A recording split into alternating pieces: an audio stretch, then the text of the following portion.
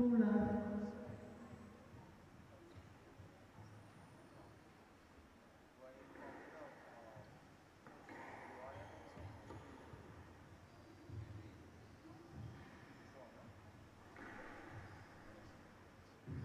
Rock. Three left. On the right. No, I didn't. You saw it, is it?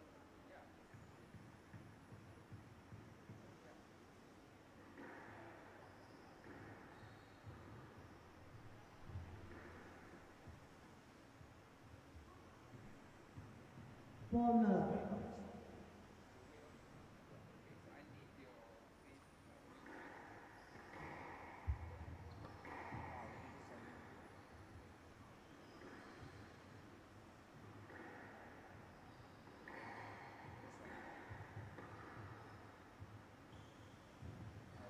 Down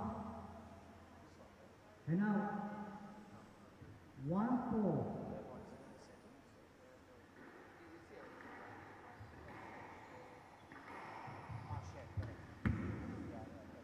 And out. 5-1.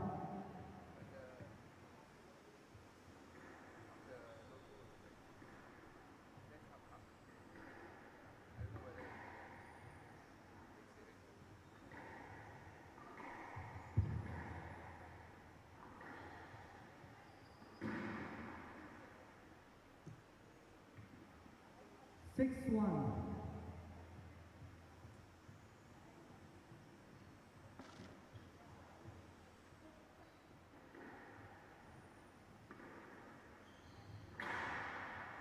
And now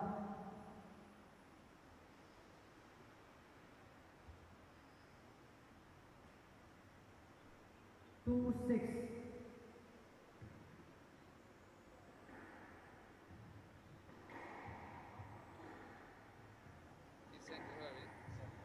I can copy the ones.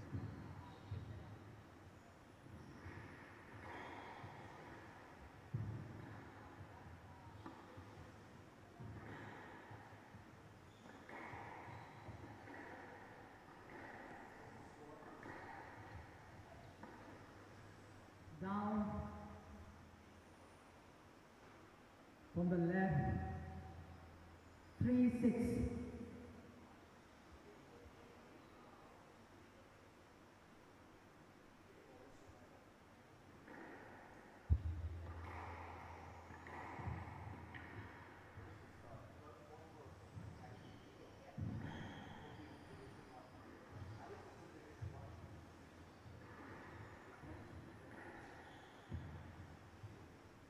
And out.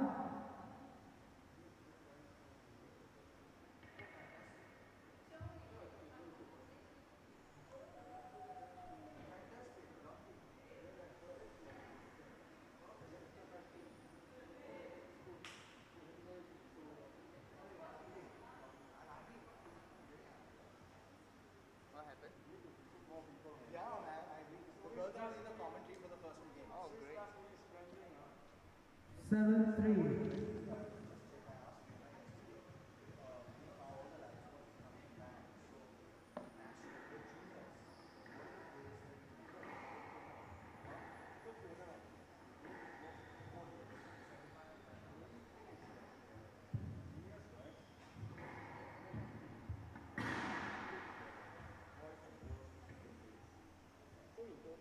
8-3. Okay, I'll just give another 6 days of that's okay, I'll come and do it. When is that? It'll be next week. Next week? I know we got bowling, right? But we do Sam can take care of that. I can take care of this.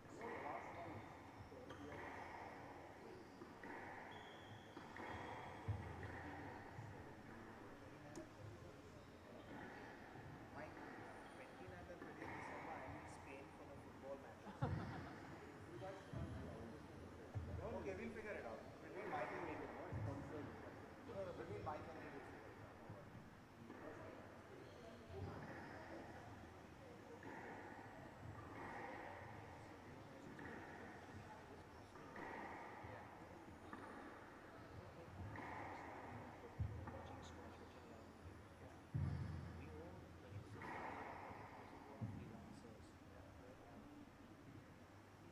9-3.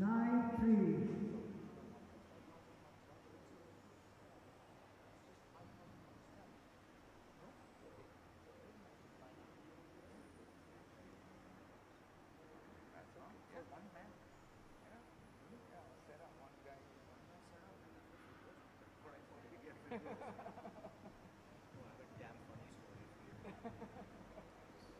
Yesterday, Andrea and I were to meet the debt collectors for that van who went to Danny's house.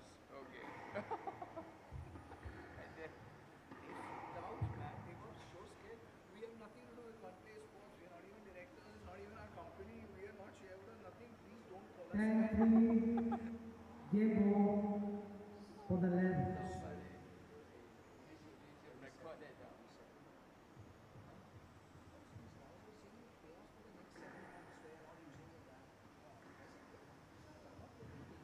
And now, But where is the camera? Like we've given it back. Oh, and they want to charge us the May next year. What? They charge us 4-10. Game ball. $7,000 from now to May. Do what?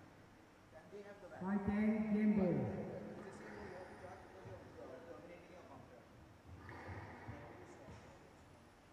11-5. Game to lead. So the owner of the van started shouting at me. Abhinavi. 2 games to 1. So they're telling him, boss, you better sell me. This guy saying, take me to court. Okay? So he said, what the fuck you mean? Settle. Why am I hired you guys? First experience with the debt collector was quite hilarious if you ask me. They are actually quite okay lah. Yeah, they they're don't. quite Yeah, they are just they try to sort it out. You know, they try to. Yeah, they are not going to. So they won't do any funny thing. So it's supposedly it's in the storeroom. Spreader. So the spreader is not there, and then there is one. The match is still going on. Huh? This one match, this match will get over now at 7.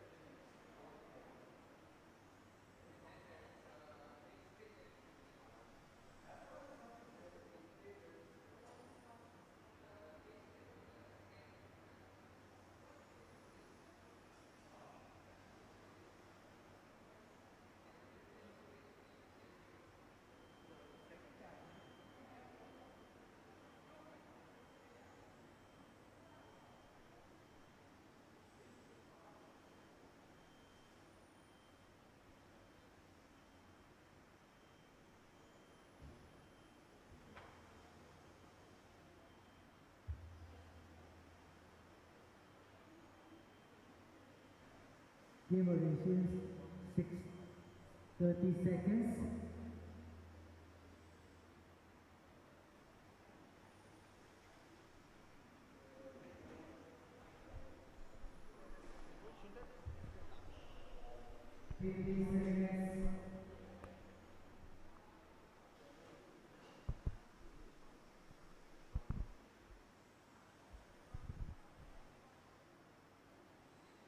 Time.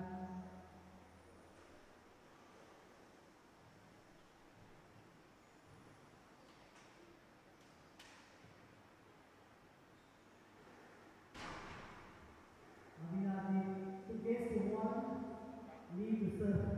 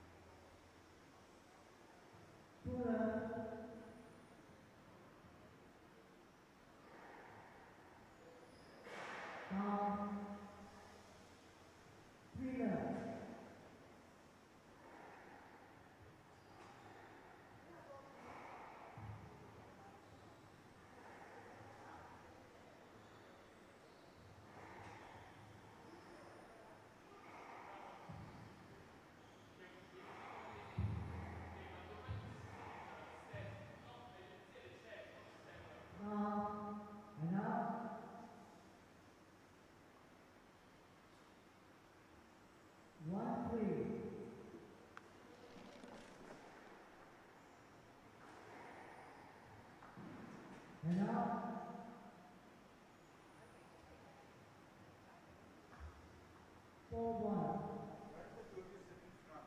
I'll give you mics in front. Two of you can sit here. I'll give you mics in front. Yeah? 5-1.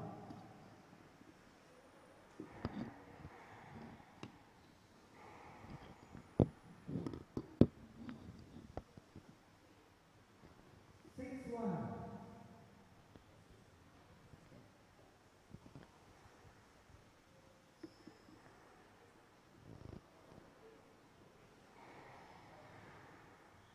The one tip I can give you is that when you're live, assume your mics are always hot. So be careful about what you say to each other. Okay? A lot of people have gotten into a lot of trouble for forgetting that in the recording. Unless you have to do it, don't, because what happens also is sometimes you might forget to put it on and you start talking. Okay, but it's okay. You can carry it, no stress. But I'm just saying, always remember, always during broadcasting, your mic is, when you're live on air, even if it's hot, you never know who's behind you. Your mic is always hot. There was a cricketer who got sacked from his job because he made a racist statement and realized his mic was on. No left. Now. 2-7.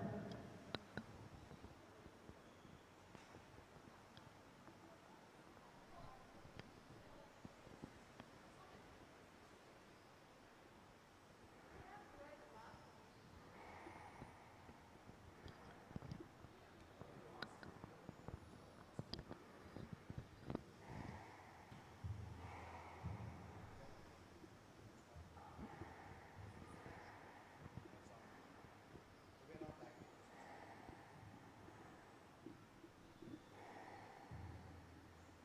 Down. Now. 7-2.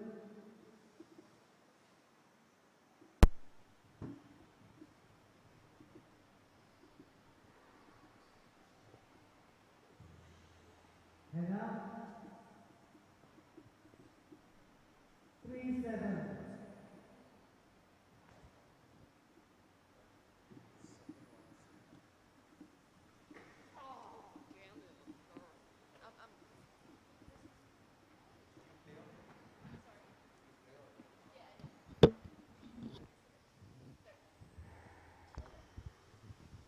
There you go.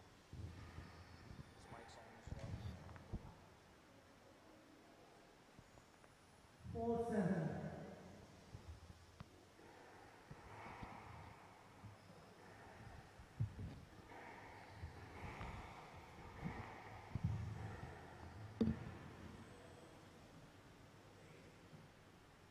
On the left. Sorry, on the right. 5-7.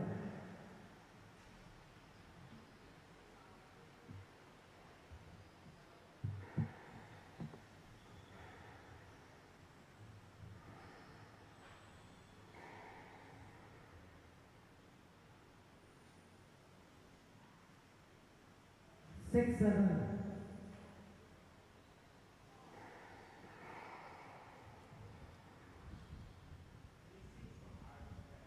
Yes, net.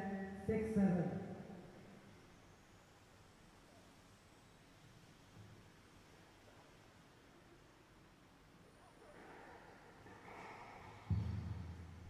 And now 8-6.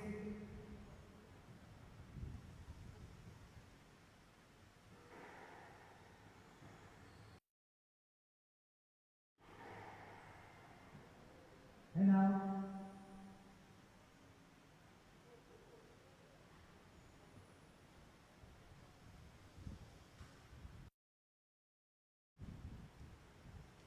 yes, sir. 8-7.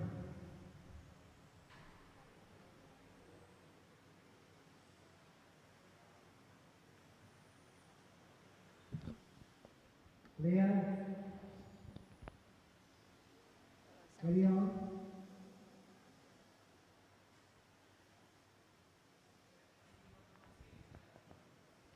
Your swing, hitting him, right? After the swinger, after the hitter, after the throw. The throw after the throw, right? Hitting him, right? Is it after the next, after he hit the ball, right? The next left ball.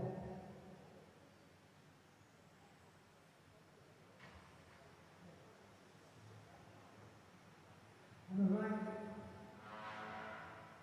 8-6.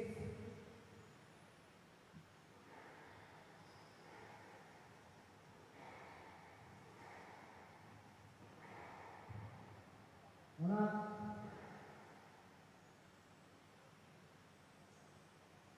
9-6.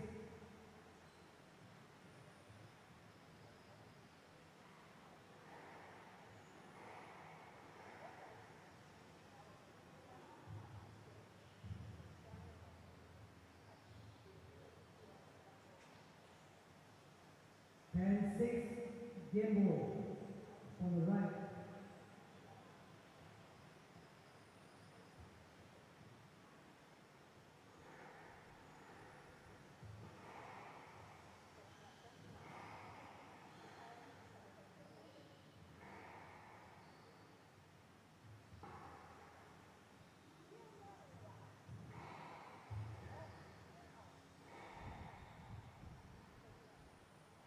Out.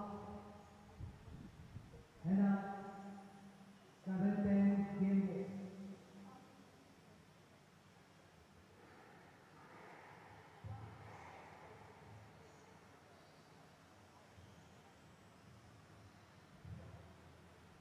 Stroke to Arena. 8-10, game ball.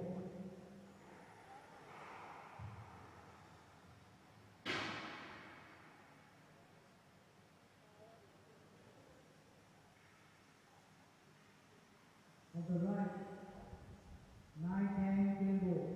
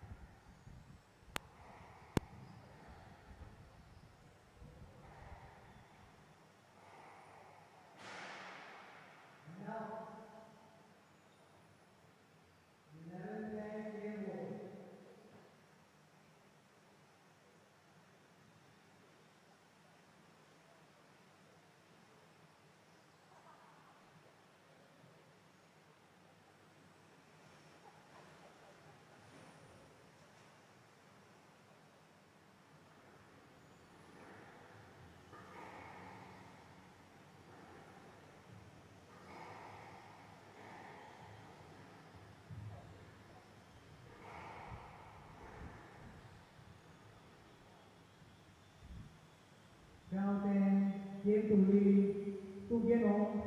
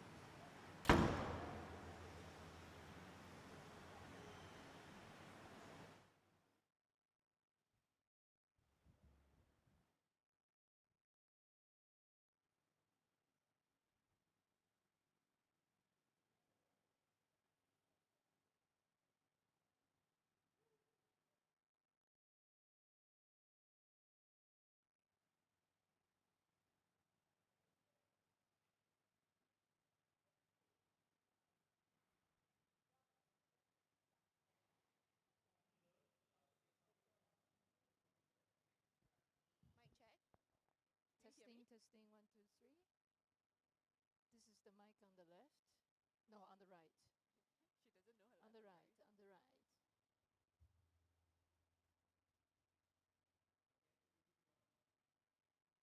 Well, Lillian, what do you think of the weather today? Well, it's sunny, and I don't think it's gonna rain, so I think that's pretty Wow, good. big problem. I can't hear you very well. I have to come closer. What if I speak louder? Is it okay if I speak louder? Okay, great. I'll speak at this. Okay, much better. I can hear you. Cool. Is this good day for squash? Every day is a good day for squash. Oh, I can only concur to that. I don't know what else to say to that. Squash is like the best sport, isn't it? 15 seconds. Well, for these guys Sun out there, or rain or... Sorry? for these guys out there, it's the fifth set now. Yeah. Yeah, when you speak facing the court, I can't hear you because this the way it's okay. We try our best. You're welcome.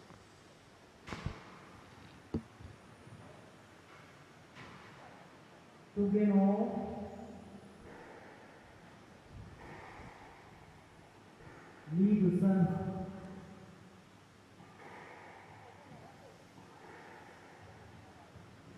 Level.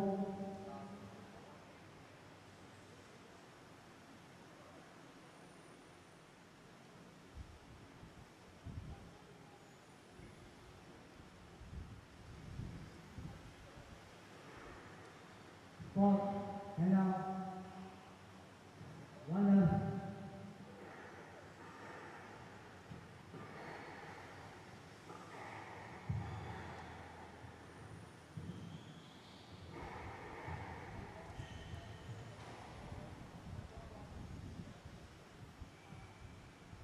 Two left.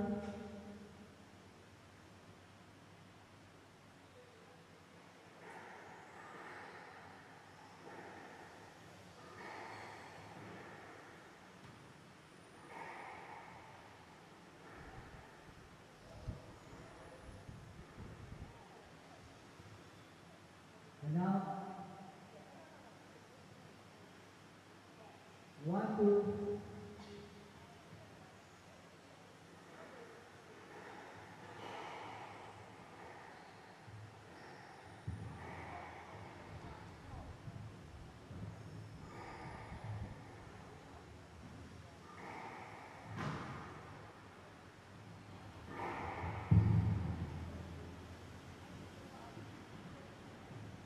Two all.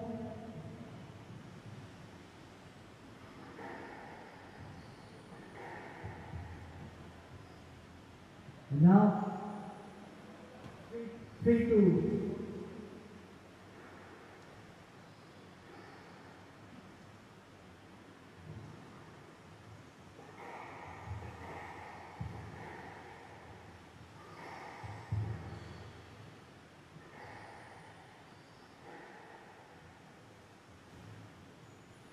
And now, 3 all.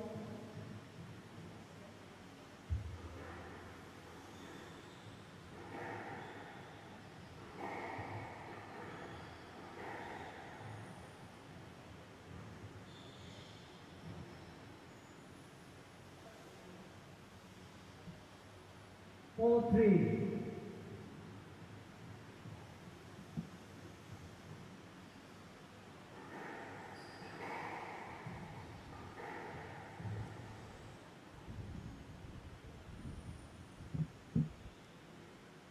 Five, 3.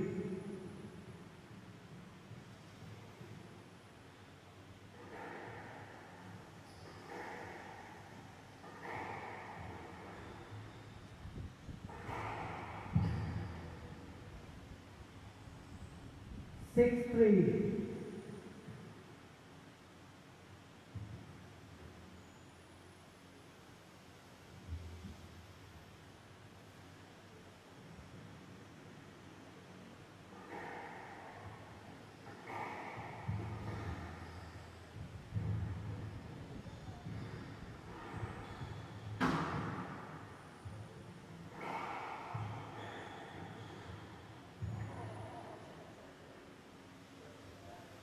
Seven, 3.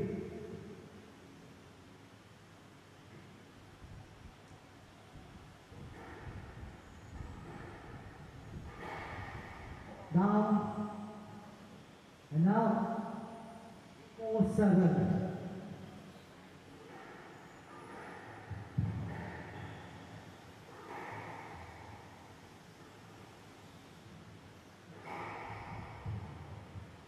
And now, 8-4.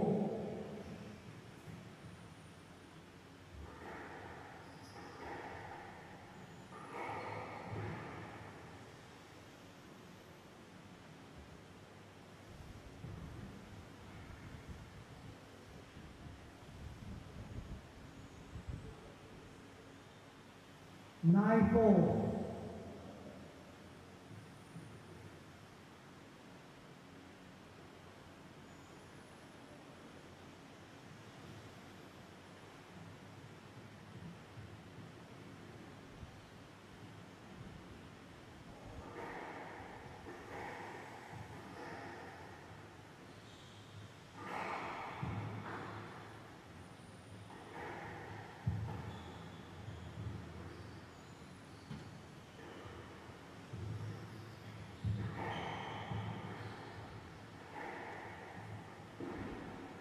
And now, 5-9.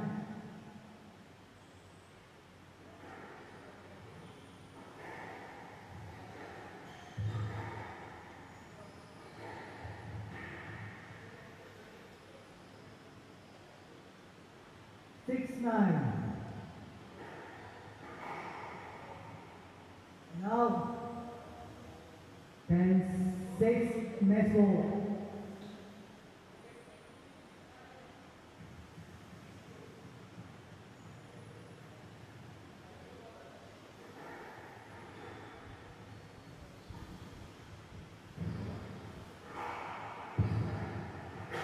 Down and up. 7-10 Mesmo.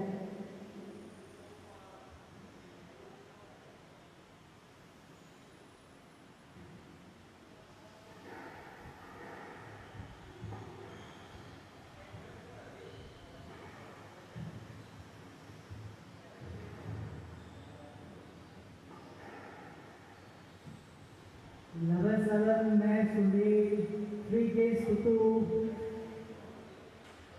10-12. Learn 13, learn 5, 12-10, 12-7.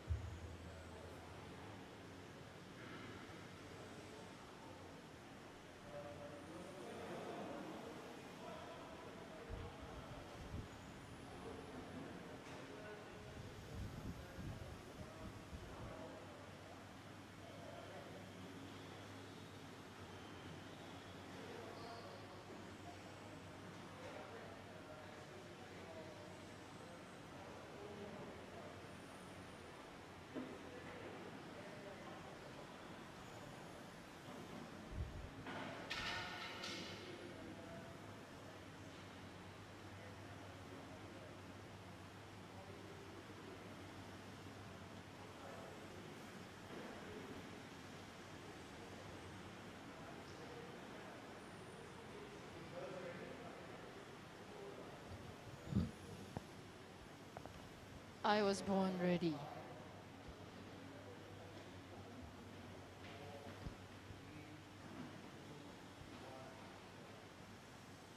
Wow.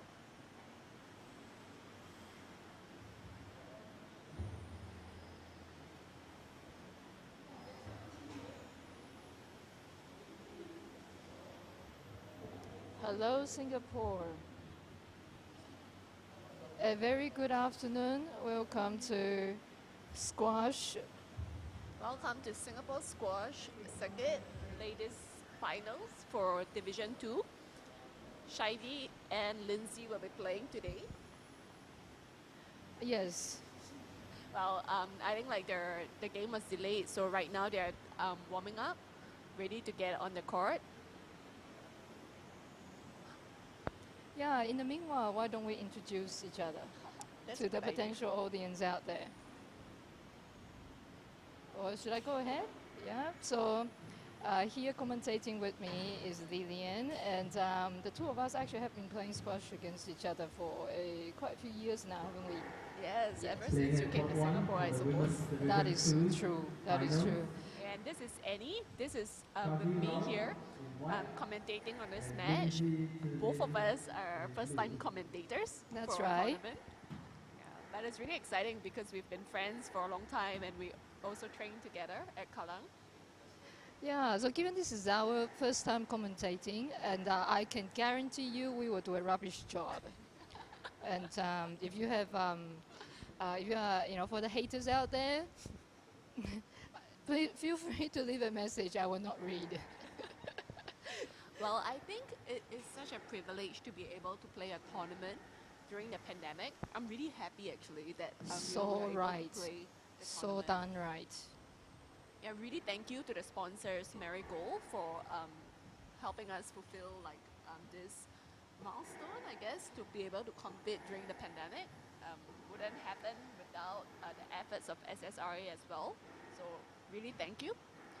It was difficult, wasn't it, to keep the motivation through the last 2 years, 18 months, 2 years, not having tournaments and good players to look forward to. How did it impact you, Lilian, as a squash player? Yeah, I think during the circuit breaker it was difficult because all the courts are kind of locked and none of us get an opportunity to play squash. And I think each time their measurements are lifted, we all rush out to play squash. Revenge squash. Yeah, but it was really good as well because I think to have friends like you and Ayumi to keep training and to keep playing squash with me, I'm really happy for that. Yeah, so last year we had a lockdown and we were locked out of squash court and lots of sports as well, not just squash, badminton, basketball, lots of volleyball, lots of sports were locked out.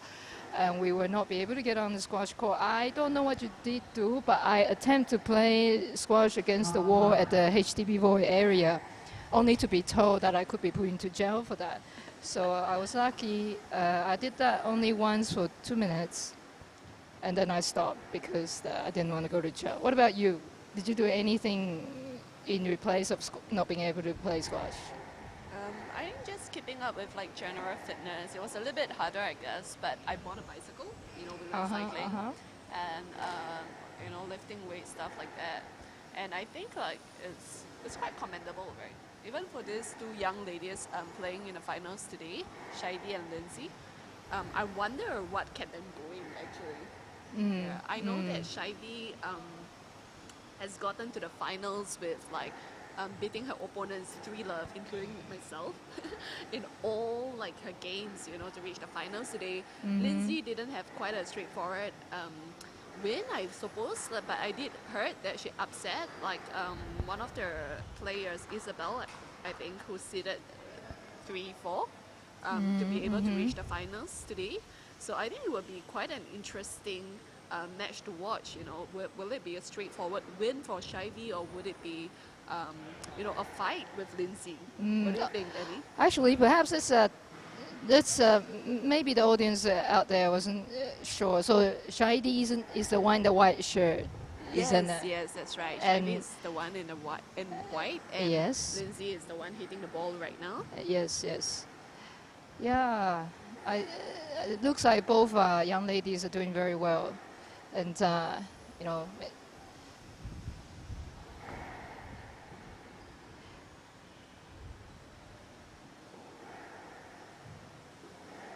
So interestingly, Fiona did a poll on I think their Facebook stories yesterday, I suppose.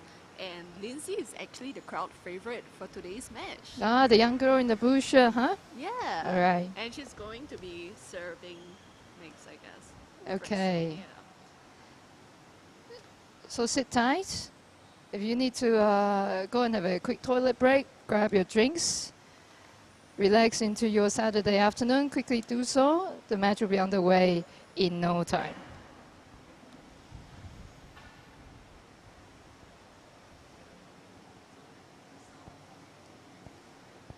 I can sense the anticipation, the tension right now, you know, between the two of them.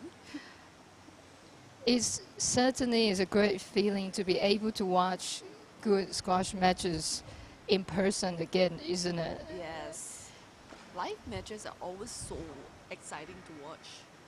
And the people move at a pace that is, in fact, a lot faster. You can't appreciate the speed they move, the speed the ball is moving when you watch it on the on the screen. It just feels different. All right. The players are warming up. I think, feel that. Do you want to put in a winner? Sorry? Do you want to? Okay, let's do this. We'll buy the other person a beer. I let you pick the winner. Do we play the number of sets as well? Oh wow, that might have to come later. Pick one first. The loser buys the winner a beer, which is quite expensive in Singapore if you don't realize. Well, for me, I think from what I've seen so far, Shivy is a very composed player, and I think her shots are pretty good. I haven't really watched Lindsay play, to be honest, but I think I would go with Shivy for this match. What do you think?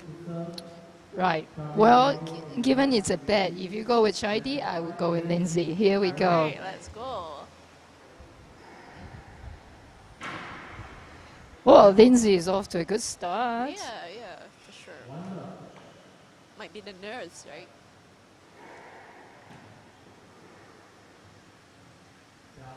Might be the nerves again. Yeah, I guess like the first set is always pretty shaky as like opponents try to test each other.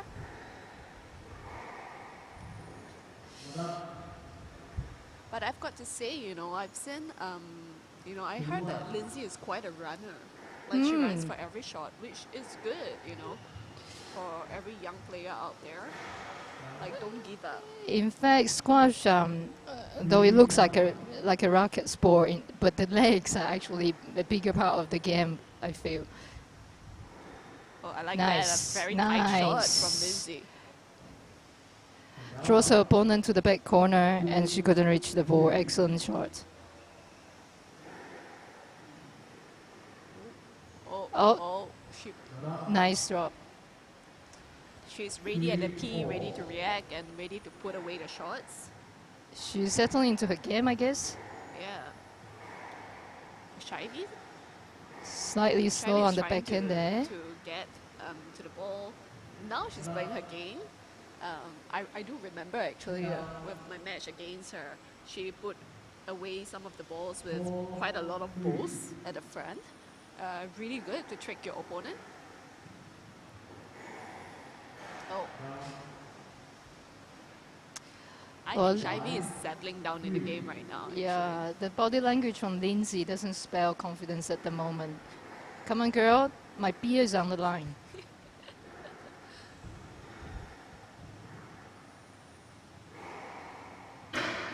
That's but good that's length. That very, is good very nice length. Huh? shot, yeah? Lindsay was far back in the court and still couldn't get it. I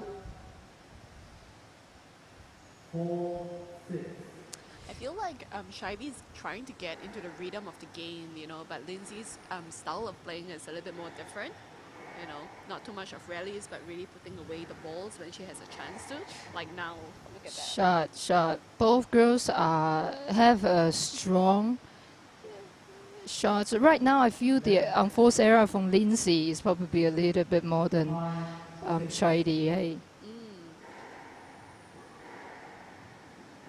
I wonder who's younger actually between the two of them. So when you are in a mature age like I do, all the girls look like 16. Oh, it's surprising me. Like just one stab and she made it, even with the balls. Just a little bit more and she would have gotten ball in. Oh, Wow, nice hole, Yeah. nice hole. Draw her opponent to the left and then hits across court to the right. Yeah, I think her cross courts are pretty deceptive actually. Look Like at that's a that, good- look yeah. at that. Excellent.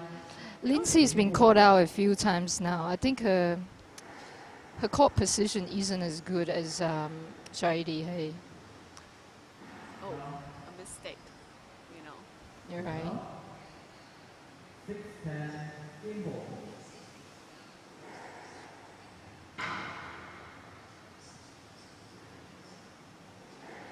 I heard Lindsay is quite active in the inter-school games, playing for her school. So I think she would have quite a fair bit of match experience as well. You could tell, That like, last point is much better. She's moving her opponent around. like she's not intimidated, you know, despite all the winners that Shaidi has put. Game too long. Well, there's one left, Eddie. Your beer is on the line. Oh no, But Lindsay is a fighter. So Lindsay is a always fights fighter. back. Lindsay is a fighter. That was actually a pretty good start to the match, isn't it? Yes, I think. Well, I think they start off a little bit shaky, but I think both of them are already settled into the rhythm of the game right now. It was very enjoyable to watch. It is, I gotta say. And then strangely, this is our first experience commentating a match. It actually forced me to focus on the match a little bit more, focus on my, well, I say my player, literally she's my journey, my ticket to a free beer, right? You actually watch their movement a little bit closer. And having to force to voice over my thinking about the game actually is making the watching experience a little bit different. What do you think? Well, maybe you're born to be a commentator. And I was born ready, girl. This has been fun. This has been so for everyone out there. If you ever offer an opportunity to do something like this, which is I was offered this like 10 minutes ago, it's actually fun and interesting. Do it. Never say no. it is, and I feel like, actually, whenever I watch a squash match with anybody, like whether it's live stream or whether it's streaming on the internet, right? We always have conversations like that. It's just like a monologue that you talk about, and now it's just being broadcasted. Speaking on your behalf, because everyone out there, and that's what Lillian does. We watch Olympics together, and both of us are quite fan of volleyball. You should watch her jump off onto her legs. All right, the match is going to start again. All right. So not so much me, but I think she commentates naturally throughout a match, regardless that she's got a mic in front of her or not. Go, Lindsay girl.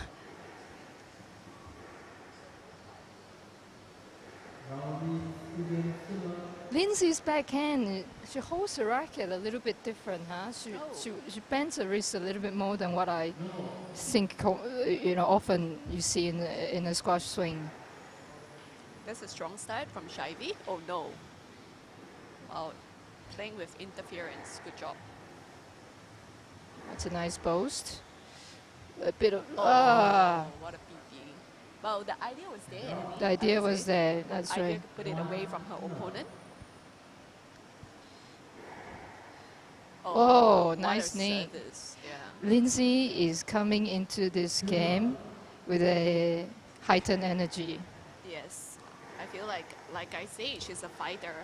I wouldn't expect her to go without a fight, you know.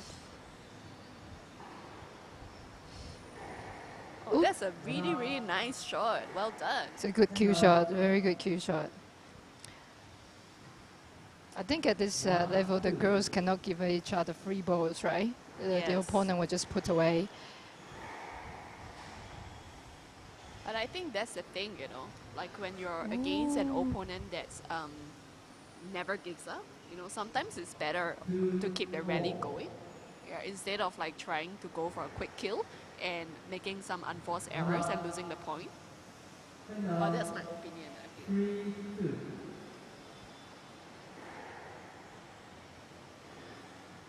Oh, there you the idea was good, you know. And now 3-4.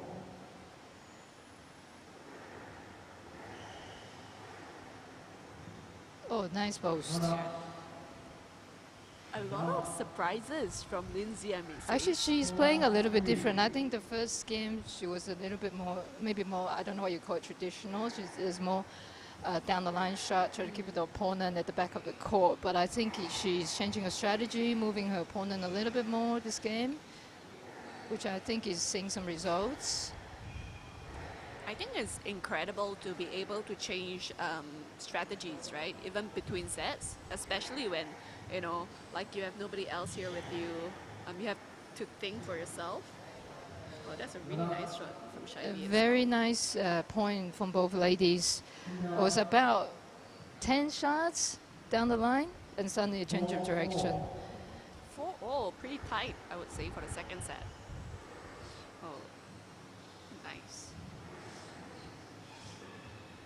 I would say the last shot from Lindsay going down the line will probably be a little bit better than because when she hits a post, the ball went straight back to Shahidi, who would did not move as much as you expect. And I would say Shivy is always ready at the tee, you know. Oh, look at that. Come on, go. To the ball a little bit late, made an unforced error to hit the ball into the tin. I gotta say it is hard. Like, I mean, with a scoreline this tight, sometimes, you know, you're under pressure to be able to deliver the shot that you want to deliver. Yes, and also in a tournament, you know, if you haven't played a tournament, especially because of COVID, the last 18 months, most of us wouldn't have seen competition. So these girls are having to readjust themselves. I love it when people do rallies like this. You are a traditionalist. But look at it, it's tight, you know, tight to the It's wall.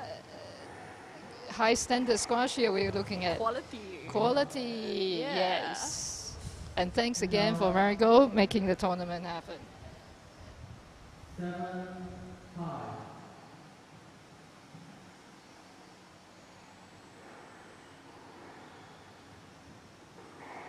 Oh, look at that cross-court again.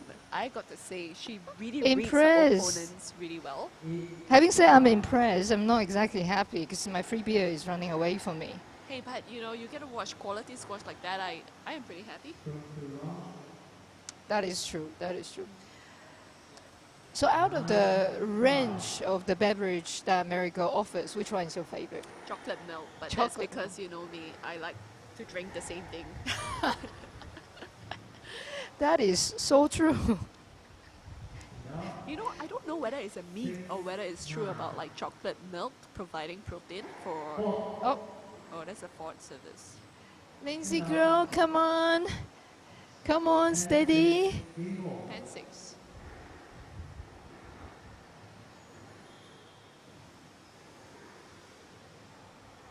A nice one there. She put it away. Well done. Nice. So protein drinks Oh, yes. and chocolate. Yes.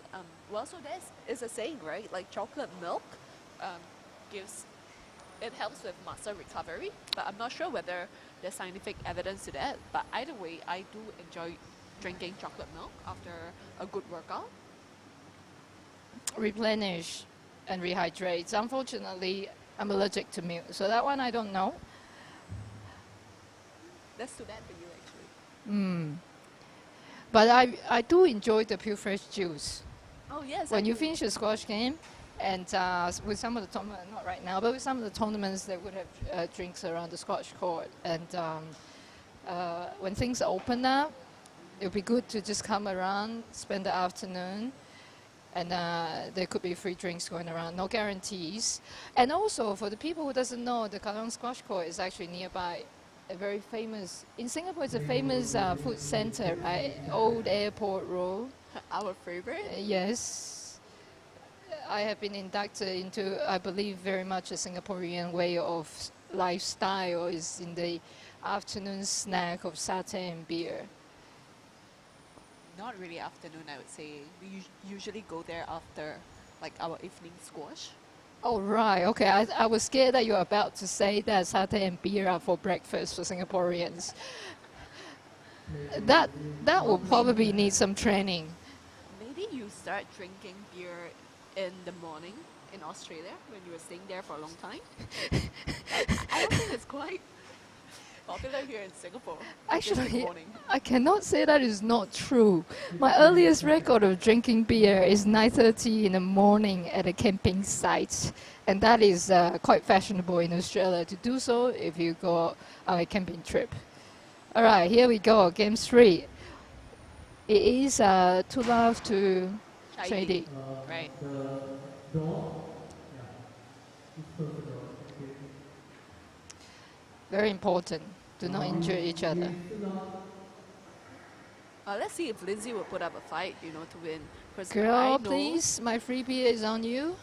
No.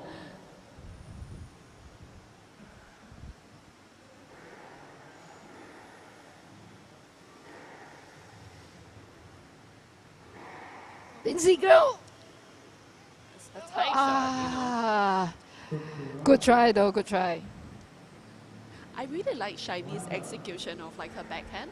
You know, it was tight. Oh, Oh, did I say Oh. it too early?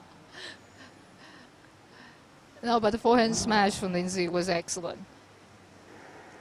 Good serve. Oh, ready at the tee. Oh, look at that, cross court.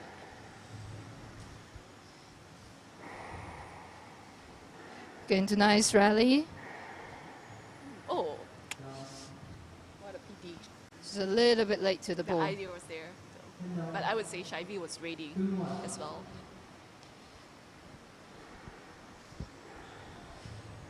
Come on, Lindsay girl. Come on, Lindsay girl. Oh. Yes.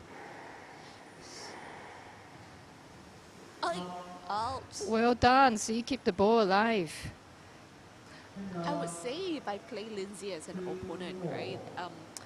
She's quite an unexpected like player. Like she gives a lot of unexpected shots, even just watching, you know. It's hard. It could be hard to prepare, right? It is, yeah. Yeah.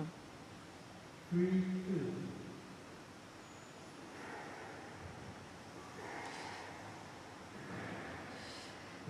Shiny does hit that forehand with a lot of energy and drive and the rotation of her shoulder. It's a textbook swing, I think. Oh. Oh, Lindsay is losing focus. Come on, girl. Come on. 4-3.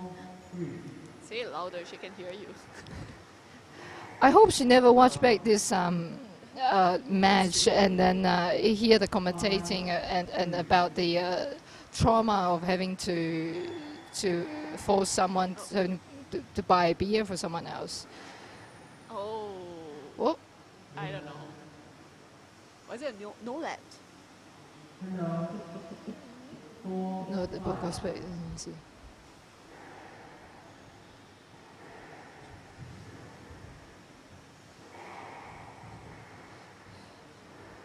Go, girl. That's a nice pose. That is a nice Shivy has pose. done that Yeah. like a couple of times, I think, against Lindsay. Lindsay's court position there was just a little bit behind, though. The making getting to the post a little bit harder for herself. Oh. Whoa. Nice. What a nice return. You go, girl. That's Lindsay, why I say girl. her shots are Lindsay, girl. Lindsay, girl. Shots 5-6. are really unexpected sometimes. Yes. Oh, nice. Oh. Oh. Taking up. Oh. Okay, Lindsay now is unsettling. Shady. I like that. 6-all, was it? Nice post. Nice. Nice post, girl. Yeah, like I said, because she has so many unexpected shots. Sometimes it really catch the opponent off guard. Like breaking the rhythm of like the game. Wow. Nice rally again. Oh, Oh, triple post. Look at that. 7-4. well, Shivy is not going down without a fight as well, you know. Up, not up. It's double. A little bit of hesitation. Hold her back there. 8-7. Lindsay is ahead now.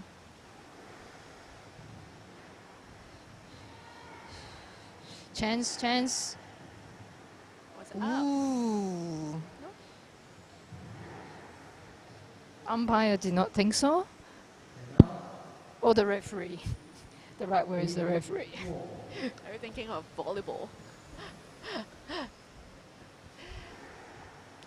English is not my first language, so all these differences, I just feel that they're there to trick out people who had to learn English as a secondary language, right? You know, Shiny, I feel like she executes her shots really well, but sometimes she's just not quite aware of where her opponent is, because Lindsay looks ready to receive her shots at the back, actually. Whoa.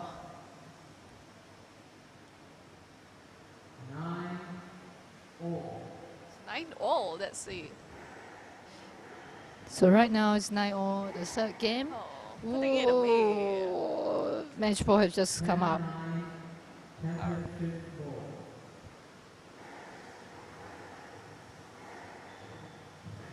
Yes. Nerve-wracking. The match goes to Shiny. All right, Annie, high five. 11-7, 11-6, 11-9.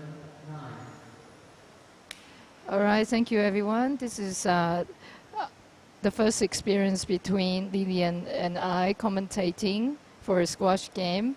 I hope you enjoyed as much as we did. Here, and you owe me a beer. I certainly do, unfortunately. But good game to the ladies. Very good games. And now we shall say goodbye. Thank you Thank all. you.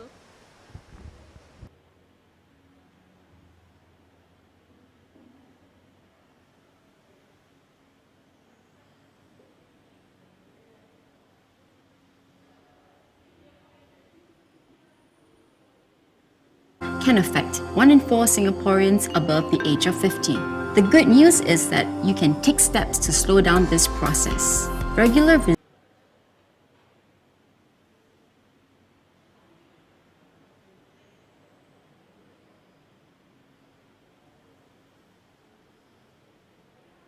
promote muscle repair and growth. It ensures that your muscles get the nutrients they need to recover. It is important to consume the right food or beverage right after a workout, as your body and muscles are most able to maximize recovery in the first 60 to 90 minutes. 2 glasses of HL milk contain the essential supplements and nutrients to replenish your body.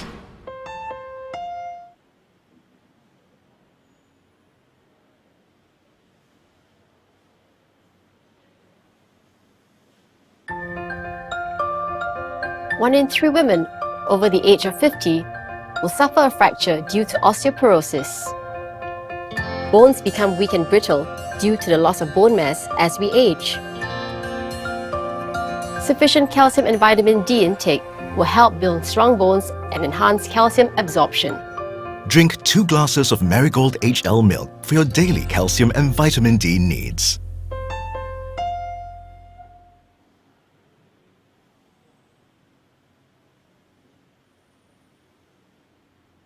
It doesn't come with a warning.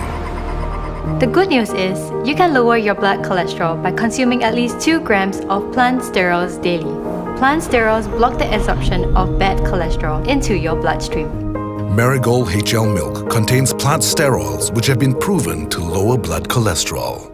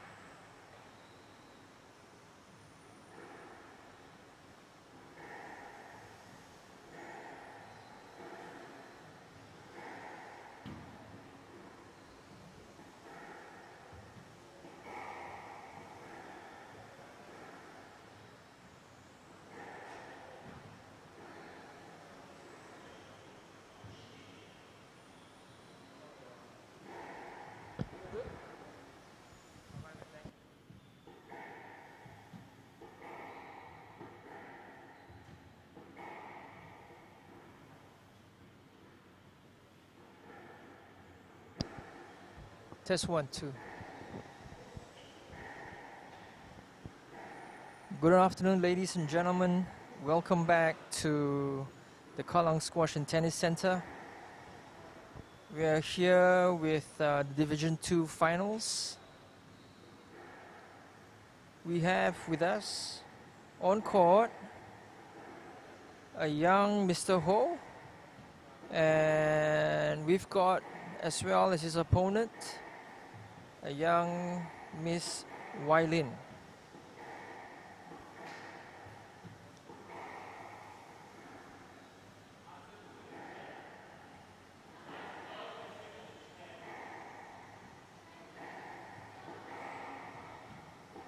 As the two opponents knock up while they warm up, I think one of the key things that you can observe is the difference in their styles of play. From the initial knock-up and warm-up sessions on both sides, you can see that Wai Lin is more of a flow, has a more flowy stroke, right?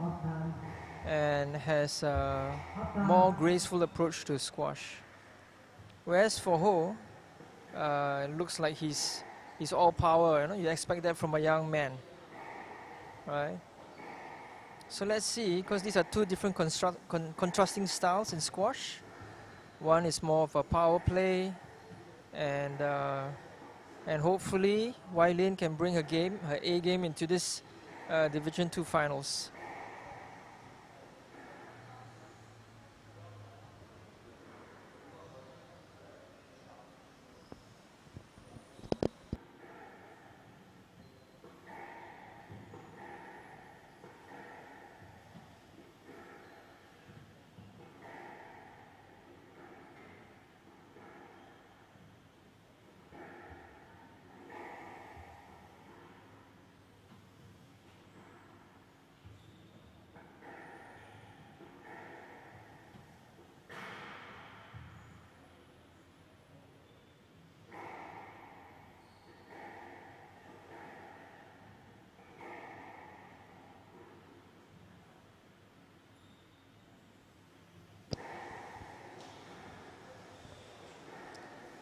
I think this will be a quite an interesting game. It's almost like the battle of the sexes, right, in Division 2. I think the first game is going to be pretty critical for both of them. I guess for Wai Lin, she's going to try to settle in the first game. And I think the first game is going to be pretty crucial in how they can settle down their nerves.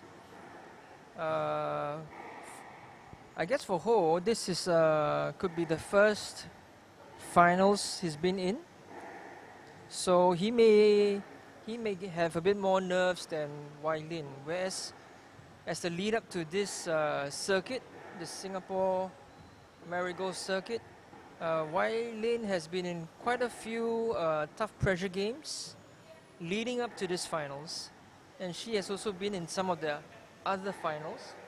So I think maybe from a point of competitive experience in the final, Wai Lin has a bit more exposure. So let's see how the first game goes.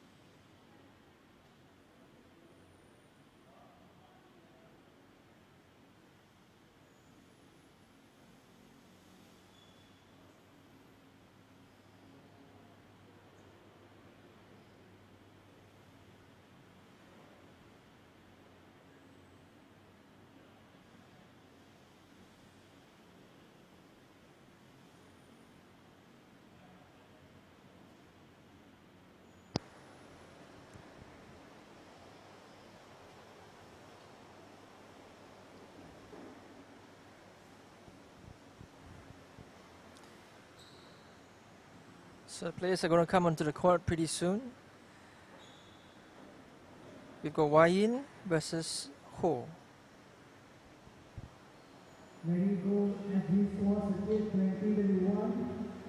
And here we go.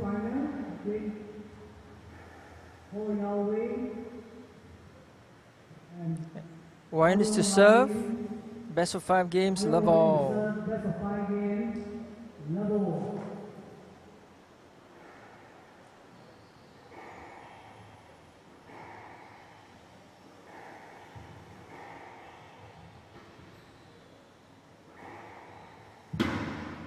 That's a very nice cross-court drive. Very nice depth. Looks like Wai Yin is starting off well. She's actually constructing the points, playing it nice and tight, forcing Ho to guess.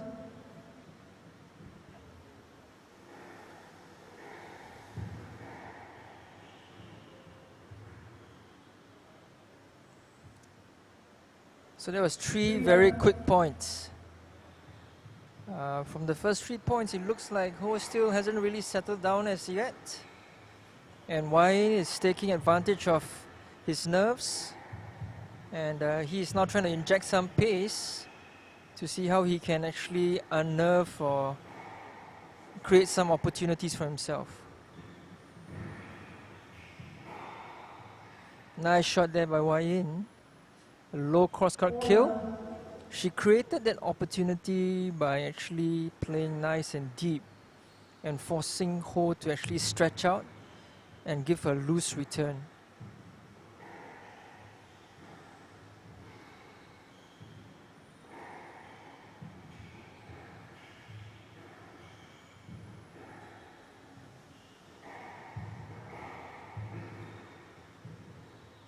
Nice cross-court drop shot there by Wai Yin. There was a much better point set up by both of them. So let's see whether they can continue playing. There was a nice cross-court and an unlucky miss by Wai Yin. So let's see whether, again, coming back, let's see whether Mr. Ho can actually start constructing nicer rallies by playing it deep and forcing Wai Yin, right, to open the court.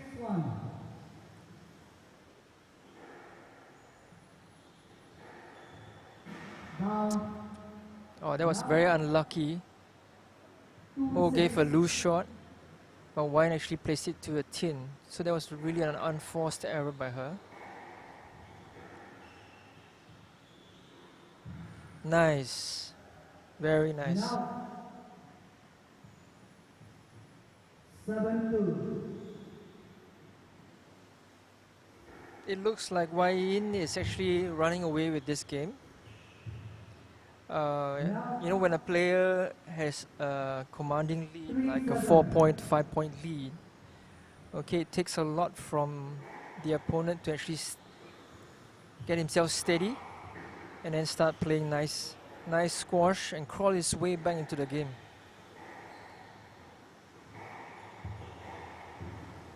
Nice cross court. 4-7.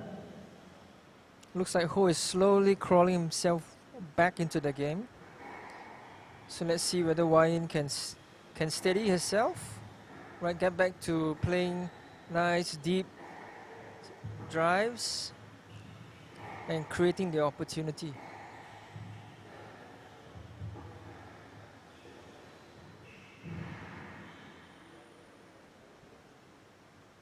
One more point, he's crawling back slow and steady.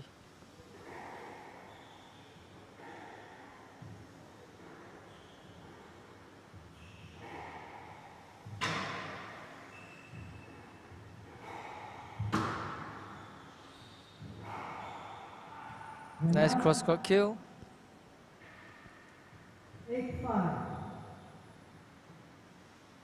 And 8 points is quite crucial. If Wai Yin is able to maintain this 3-point lead, it's going to put quite a lot of pressure on Ho to make no mistakes and play much higher percentage points.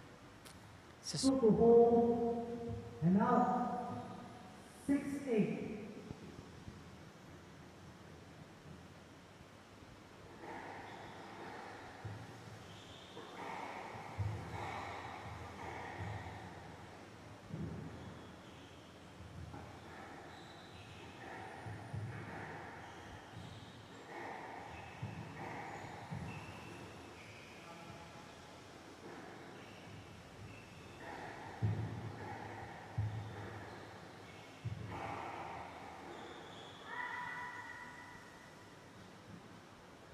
Seven, 8 on the left.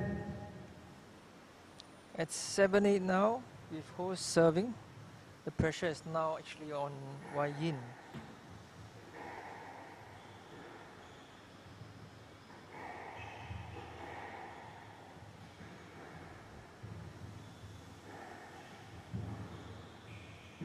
Nice boast. And now 9-7.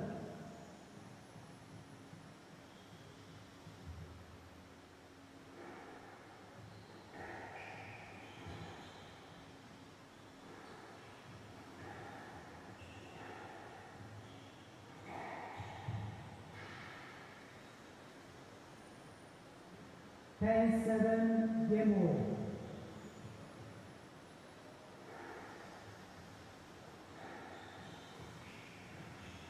Oh, that was an unforced error. But it was a pretty nice first game, I must say, from both players. I think initially Ho was actually starting off a bit shaky. But I think once it was about 3 or 4 points into the game, Ho actually made a strong effort to start to come back in the game point by point. And it got pretty close actually in the middle of the game when Wai Yin was leading 8-5. Ho was able to catch up to 7-8, and I think that was a really crucial point in the game. That's where you could see a bit more of experience from Wai Yin, where she kept the ball going and she was looking at creating the opportunity to actually finish off the point, and those came by quite well. I must say that in that period of the game, it was a bit scrappy in the sense that the two of them were actually quick firing away, quick shots, half courts, versus trying to play the ball deep, constructing it well, and then taking a less risky shot to finish the point.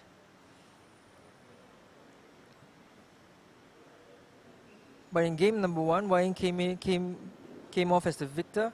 So let's see how it goes in game number 2.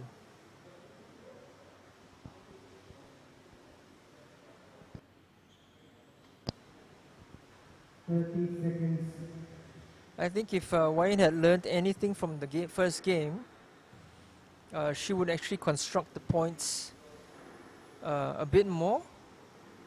She actually won quite a number of points on the forehand, and also what I mean by forehand is a forehand cross-court drives, and she constructed the points pretty well on the backhand by keeping the ball deep, waiting for the loose return from Ho, and then pressurizing the shot one more time. So moving into the second game, let's see whether Wai Yin can maintain her level of accuracy and also taking the shots at the right time by putting more pressure on Ho.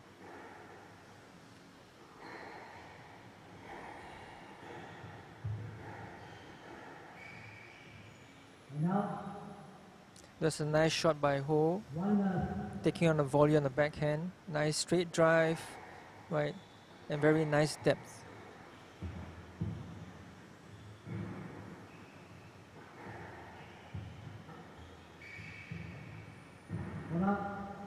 That was quick. Wai Yin actually anticipated their boast, and she moved up really quick and took the ball fast. That actually puts a lot of pressure on your opponent to actually scramble up faster. And if you're not steady, generally that's what's going to happen. You're going to miss.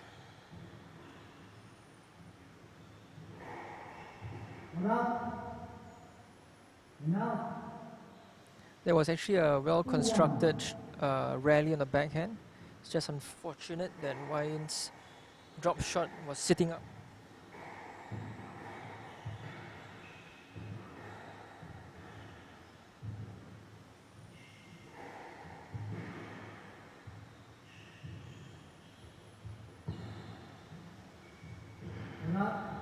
That was very well constructed by Wai Yin. You know, for some players, they always feel that the lob is a defensive shot, but if you actually play the lob well with enough height and with enough angle to the back, it can be quite a deadly attacking shot.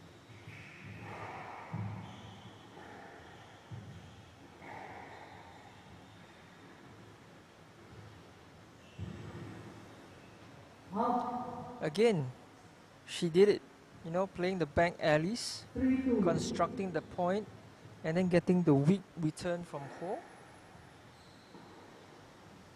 And the ability to finish the shot.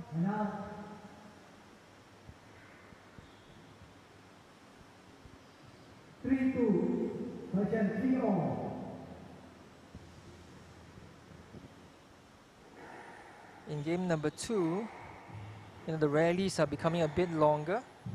It's more well constructed by both players. And the scores remain quite tight at 4-3.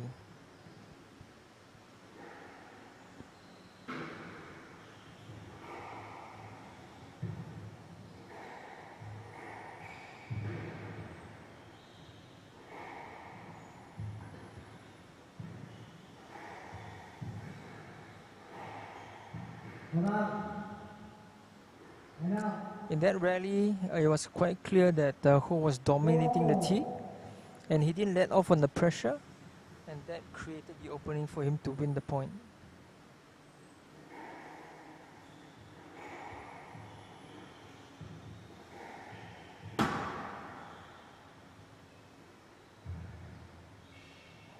There was a nice drop shot, forcing Ho to make the mistake.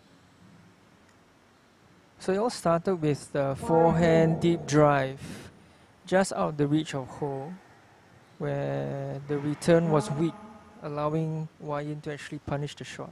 6-4.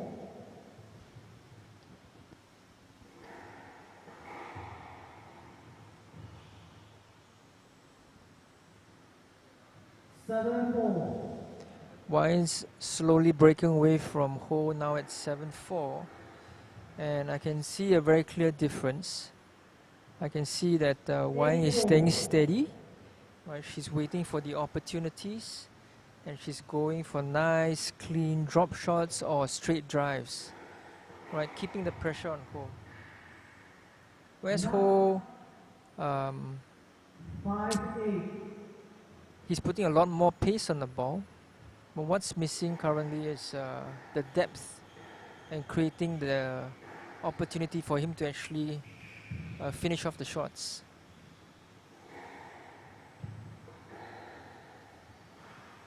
Down and out. 9-5.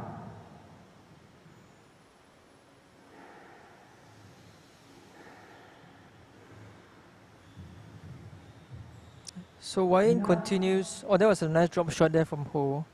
Coming back, Wai Yin continues to seem to be wanting to keep the 3 to 4 point gap, and this gives us some buffer, right? But if you look at both styles, I think Wai Yin's game is a bit more steady, and she's taking the opportunities much better than Ho.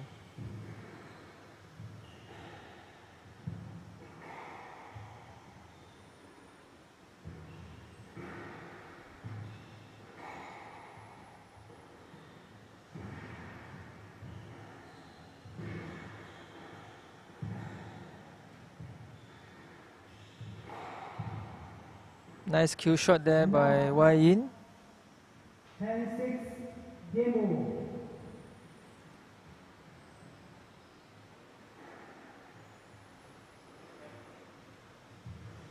Down. And out. 7-10. Game over.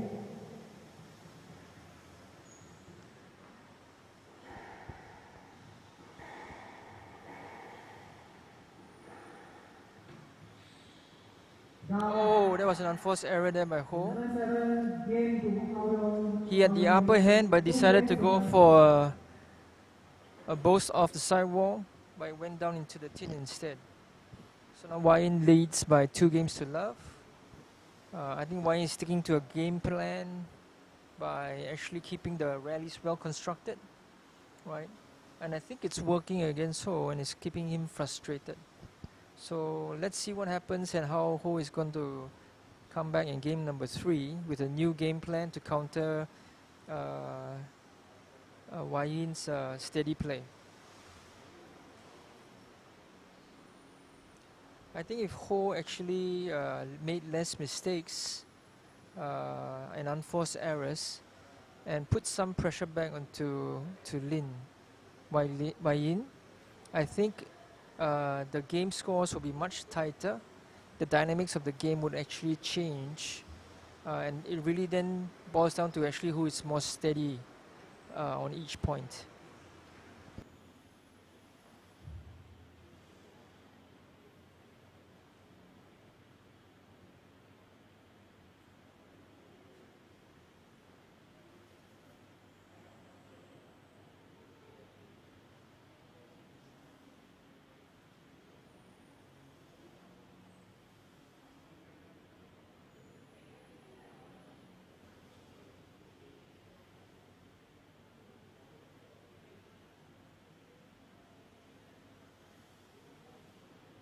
Game will resume 30 seconds.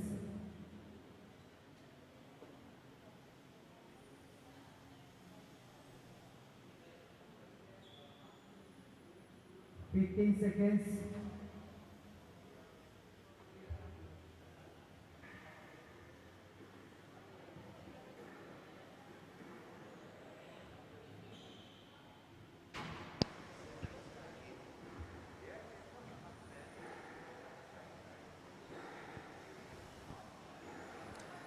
Welcome back, Singapore squash fans. This is game number 3. The Division 2 Battle of the Sexes. At this point, Wayin is leading 2 games to love. Both games have been pretty exciting with nice rallies being played by both players. And this is something that we expect in a Division 2 finals, where both players are up and coming in their grades. Both players are playing above themselves in the finals, giving it everything they've got.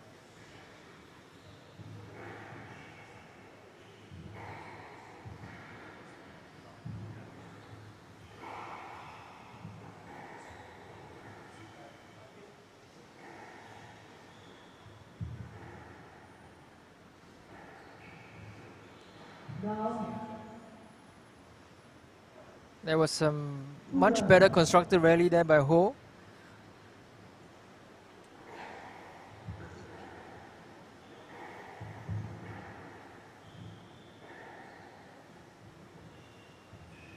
Oh, that was a nice pose. I like the way actually Wayin holds the shot and actually kept Ho on his feet, and he was flat-footed when the ball actually took off from a racket.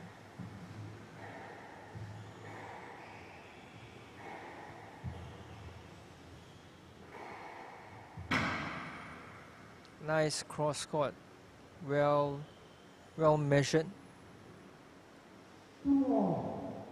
It looks a lot like Wayin's actually hitting quite a lot of targets, and that's actually causing a lot of trouble for Ho.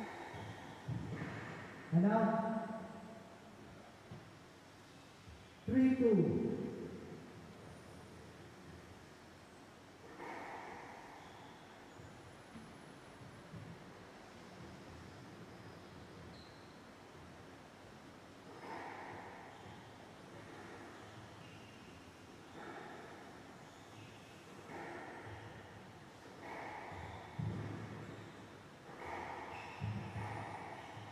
Nice drive down the line there by Wayin.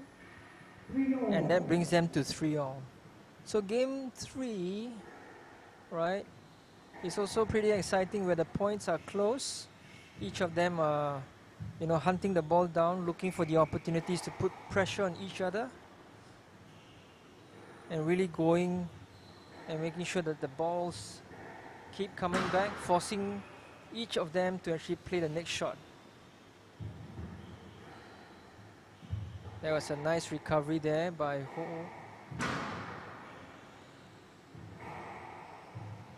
Oh, Ho guessed the wrong side.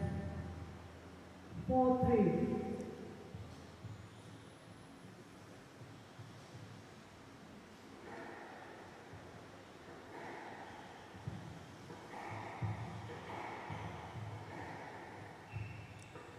On game number 3, right, I feel that the two players actually have increased the pace.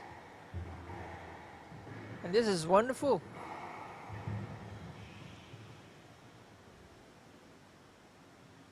Five-three.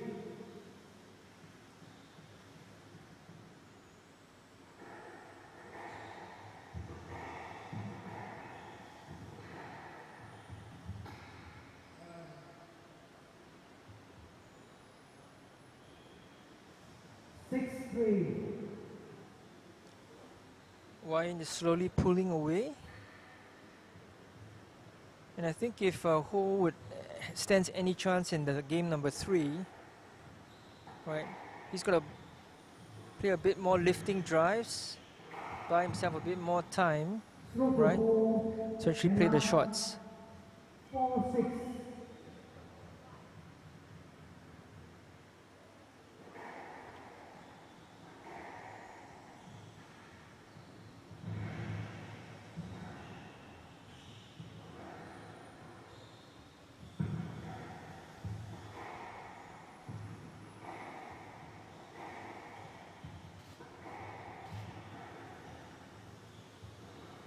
Oh, nice 2 wall balls there by Wai Yin, 7-4.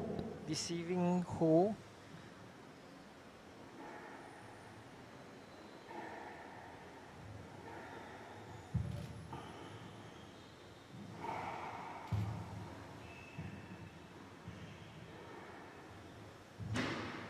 And now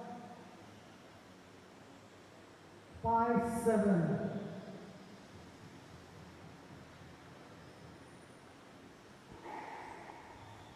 You know, at 5-7, it's still either it's still a very close game, and now, you know, Ho has just crept back to 6-7.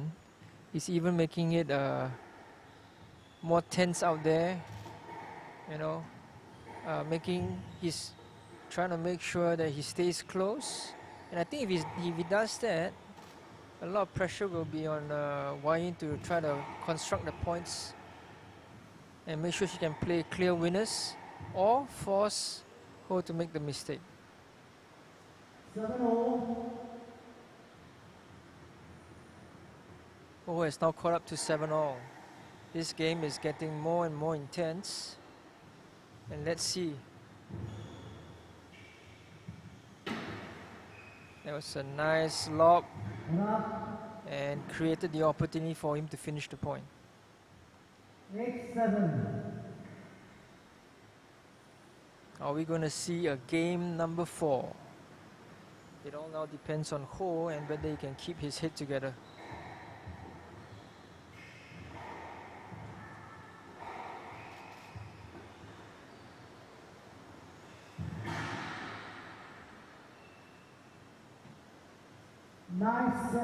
That was a well-played point. He actually forced Wai Yin to go forward and stretch out for the shot, and she made an unforced error. Oh, and in return, Ho actually made an unforced error. 8-9. Okay, and this game continues to be very tight, very exciting. You know, at this stage, this is a very crucial stage of the game. Each player will be thinking, let's not make any mistakes. Let's wait for the right moment to play the right shot. And I believe both of them will play safe, you know, keep the rallies going, and really wait for that opening to come.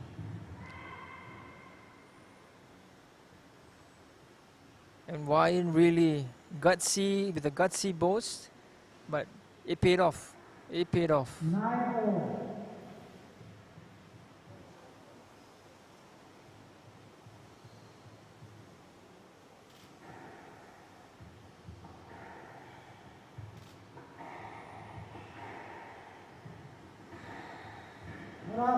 Oh, that was very unlucky for Ho. Right, the cross got right into the nick. Next ball.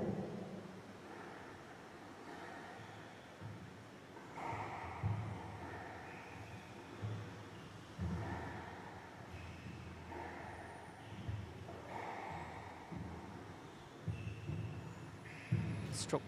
Stroke for Aulon. And to end the game, Wyan won the third game by a stroke. 3 games to love. And she wins the men's Division 2, 3 games to love. All congratulations to Wyan's hard work. And not to say that Ho didn't play a good game, he did. I think he put his heart out there. He played his best squash. It's just that the better player won today. So ladies and gentlemen, that's the finals of the men's Division 2, with the winner coming out to be Wai Yin. All congratulations to her during this Marigold Singapore Circuit 2021.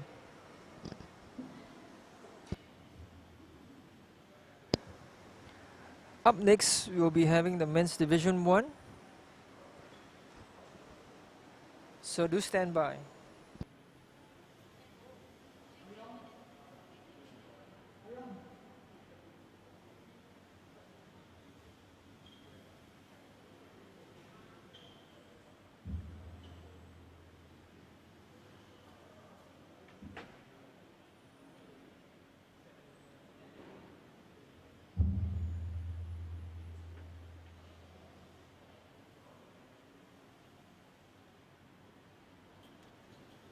Resistance exercise and a balanced diet with a good amount of protein will help strengthen and build muscle mass. Drink 2 glasses of Marigold HL milk daily to get 20 grams of protein.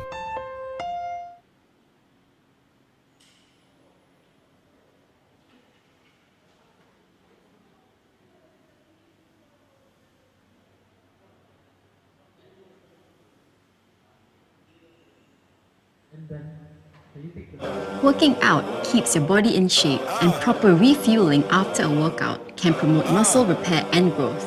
It ensures that your muscles get the nutrients they need to recover. It is important to consume the right food or beverage right after a workout, as your body and muscles are most able to maximize recovery in the first 60 to 90 minutes. 2 glasses of HL milk contain the essential supplements and nutrients to replenish your body.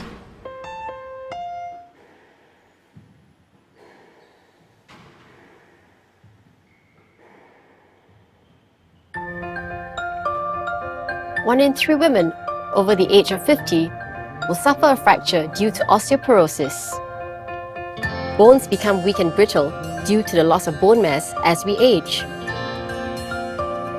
Sufficient calcium and vitamin D intake will help build strong bones and enhance calcium absorption. Drink 2 glasses of Marigold HL milk for your daily calcium and vitamin D needs.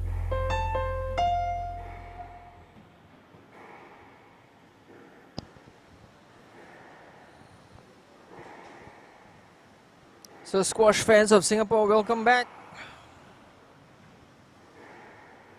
We've got on court Samuel Lau and Ben Koh. At this time, I'd like to thank 2 Singaporean adults have borderline high to high blood cholesterol, which may lead to coronary heart disease. Unfortunately, it doesn't come with a warning. The good news is, you can lower your blood cholesterol by consuming at least 2 grams of plant sterols daily. Plant sterols block the absorption of bad cholesterol into your bloodstream. Marigold HL milk contains plant sterols which have been proven to lower blood cholesterol.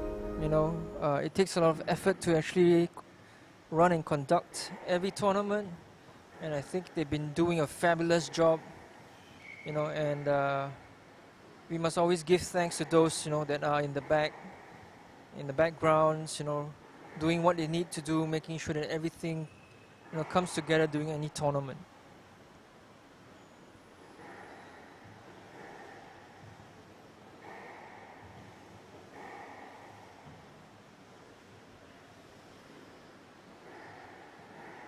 On court, we actually have 2 national trainees.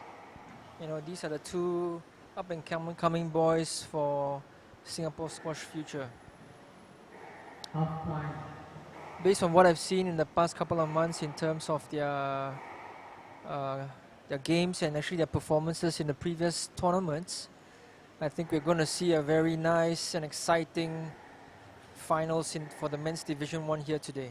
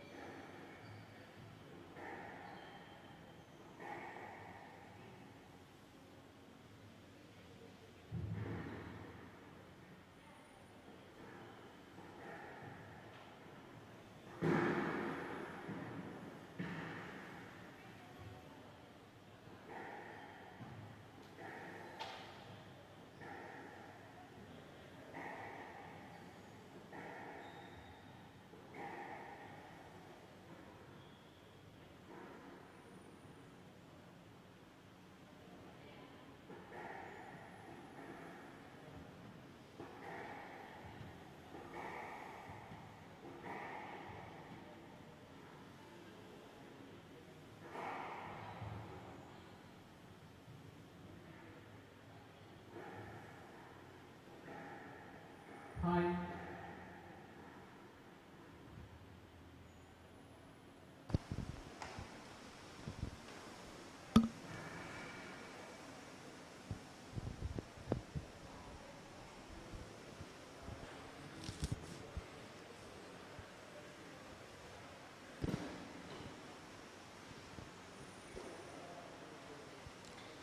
All right, and we have the Division 1 final now shown.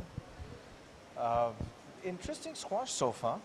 Yeah. It was you know, entertaining to watch. I thought, you know, just quickly to recap on the matches that we've seen. I thought, you know, I saw, you know, I see Shivy play quite a lot. You know, she and I do drills together. We train sometimes together. I think she's improved. I think she's playing better. She's moving to the front better, and you know, she came out with a lot of confidence. I think that played through.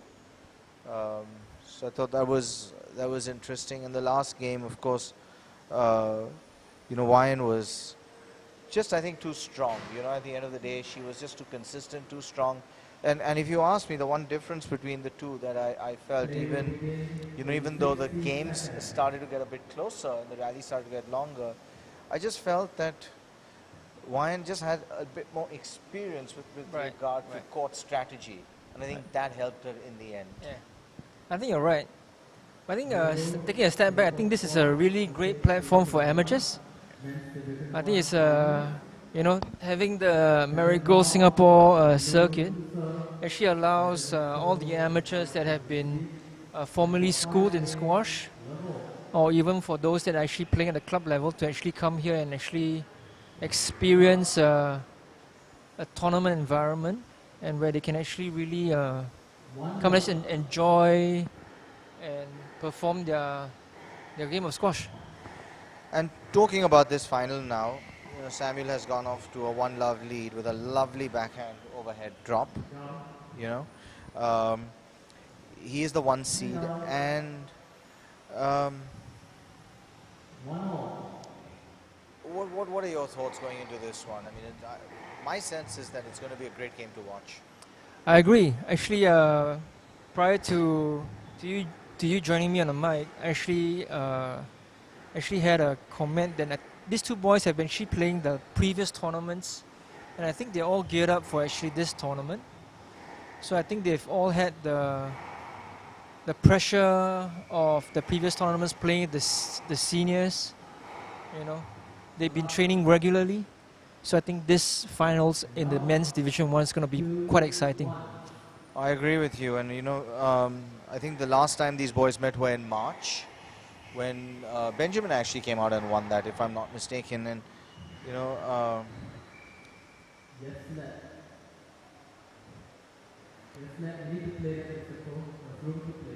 I think that was the right call, where there actually was room to play. So let ball go. But coming back to your comment, yeah, you're right. The last time I think the two met, actually Ben came out on top. But I think from Samuel's previous performances in the other tournaments, I think Samuel actually has improved quite a bit. You know, so I think it's going to be a really close game. But my bet's on Samuel. You know, from both from a match strategy standpoint, but let's see. You know, squash, the ball's round, you know.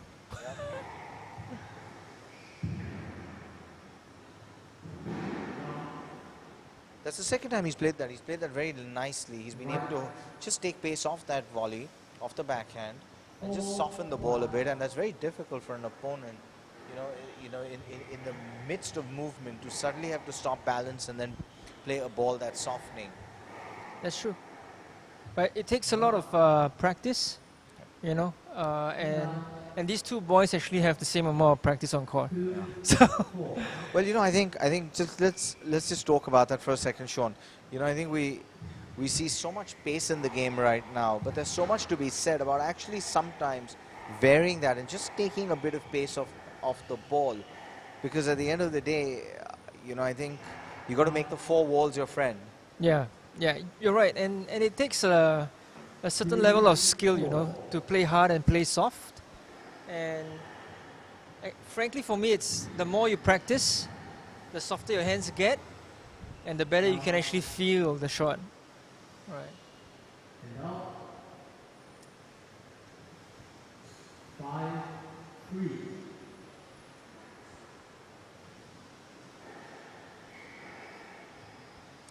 So actually, sometimes I feel that one of the things that's not really talked about is, you know, how relaxed you should be while playing squash, right? Because of, you know, the fact that you hear the ball being hit so hard, you know, you just want to hit it harder, and you feel that, you know, by, you know, gripping or strangling the racket, you're going to make it move a lot faster. I couldn't agree more. I think, you know, when you're relaxed on court, when you're in, you know, running or moving, I should say, in a controlled fashion, I just think your game is always so much better. Yeah. So actually, frankly, looking at these two boys play, I think a lot of our viewers will be able to see that actually the two boys are quite relaxed on court. You know, they're playing well-constructed points. This is the kind of squash we actually expect from the Division 1 boys, right?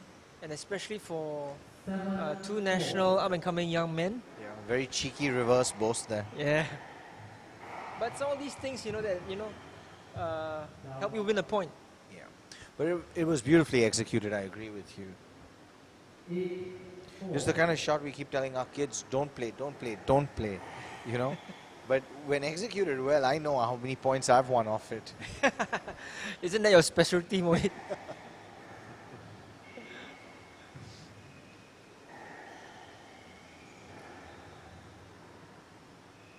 Strangely, I played Aiden this morning, and I played the reverse post once, and he said, "Oh, there it is finally in game 4." So he was always looking out for it. That's what I was trying to tell you.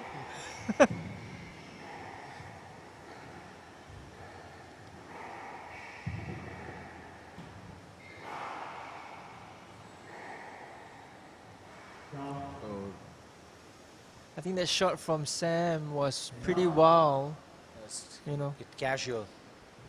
And you know, I was up in KL recently watching the boys play and the Asian men's team. Ah, okay. And I could see that the boys, our guys, you know, they practiced really hard for this tournament, and they actually put all their heart and soul in the game. But one of the things that I was pleasantly not surprised, but you know, it gave me a sense of delight that, you know, our boys are maturing in their game. Yep. You know, they didn't go for when they had the opportunity. They didn't really play a lot of casual shots, or they didn't really play unmeasured shots. Yep. You know, and I think this is you can see some of this in these games when between Samuel and Ben. You know, where some of the shots are really well measured, and when they're well measured, you know, it puts a lot of pressure, just like this. Yeah. You see, even there, even Ben's shot, you know, it wasn't executed perfectly, it wasn't executed well, but it was the right shot.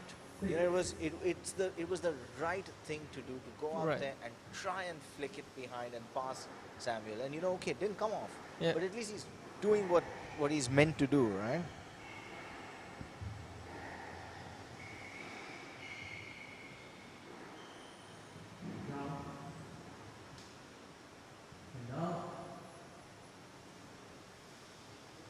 So Ben staying in touch with Samuel. He's just 2 points behind. This could be a real critical point here. 7-9. Yeah.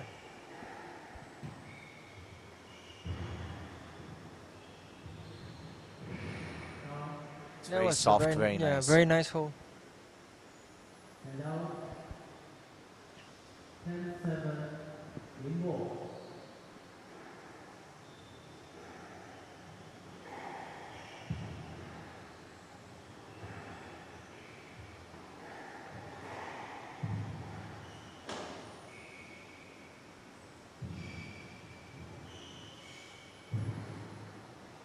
Oh, nicely done. You knew he was in trouble two strokes earlier, right?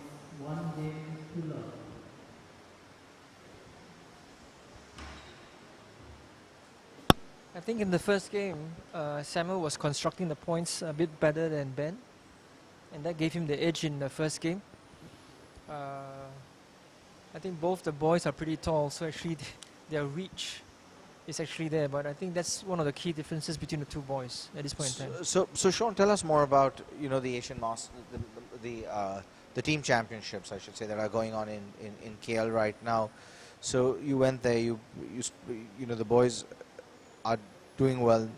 Mantong lost a heartbreaker yesterday. I mean, I thought he had it 8-4 up in the fifth, and he lost a complete heartbreaker yesterday. But what's the experience been like for them overall? You know, playing through a bubble, and then, you know, you know, it's been fairly exciting. I think the boys, because I met them on day 2 of the tournament, and they had already come off a loss from Malaysia, and they were going into a game with, if I'm not wrong, it was Korea. Obviously, our boys didn't fare well in the Asian men's team, but I think if you look beyond the performance and scores, I think the attitude they went in with the game, right? I think the experience they are going to take out from the Asian men's team and stuff like that. So I actually had a conversation with some of the boys, and you know, they told me it's never easy to get battered almost every day, right? But the next game when they go in with a positive spirit. That's right. You know, they go in with a fighting spirit, and I think you can see that actually in almost every game that the boys played. Yeah. I mean, yeah, they make, you know, unforced errors and stuff, and they were all under pressure. But I think the fighting spirit was quite evident. Fantastic. You know. Oh, that's great to hear. All right, Lau leads, Sam leads 1-0.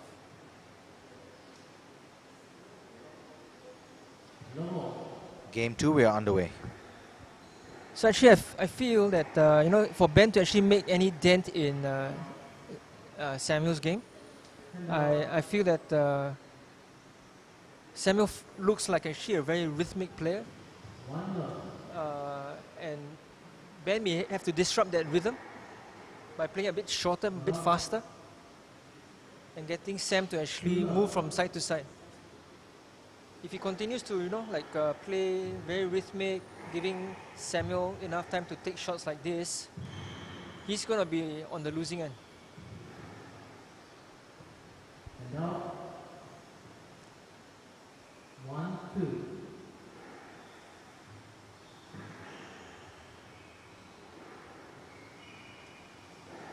Just stays in.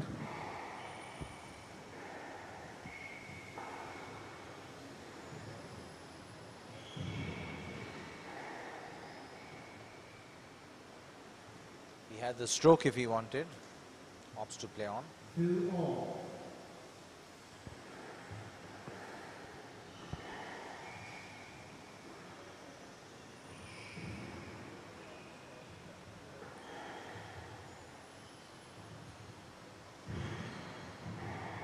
He's really hurting Ben with the softness in the front court. You just see that Ben is just that half step slow getting to it, and he's, you know, always out of position when he's playing that. Right, right.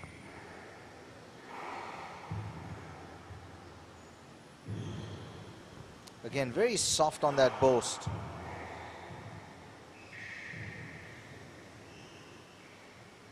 Lovely lob. Out.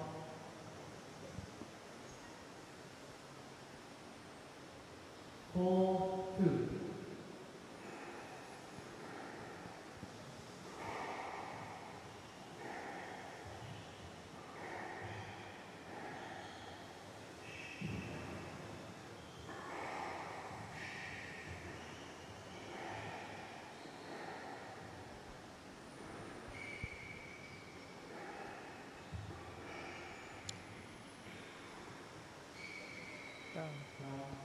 Just clip the top of the tin. And now, I mean, by just watching the two boys playing, I think you can actually get a sense that Samuel's more measured in the game, you know, and that's causing a lot of trouble for Ben. Whereas Ben's spraying the ball all over the place.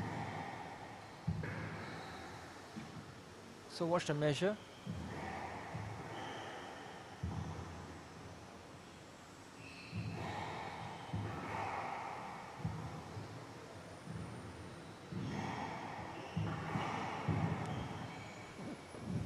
That looked like a drill.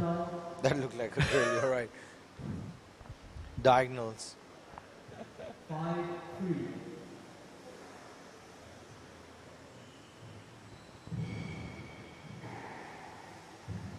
So the shots are more measured from Samuel, and this is causing a lot more trouble for Ben.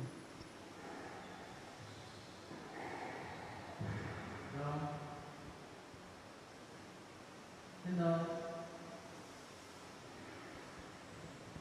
4-6.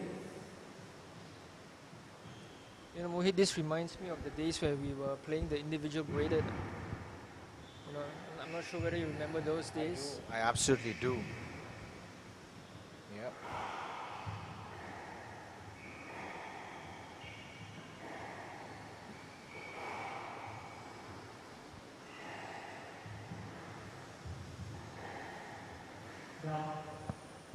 Just dropping his racket head there, losing his wrist. 10 up. 7-4.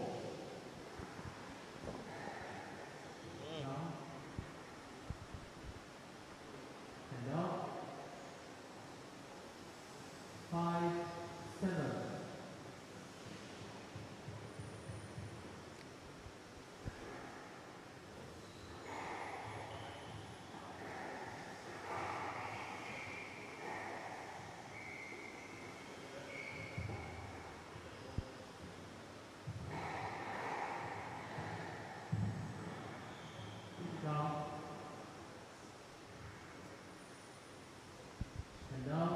of unforced errors coming off Ben's racket right now. Yeah. So I actually thought he had opportunities in this game.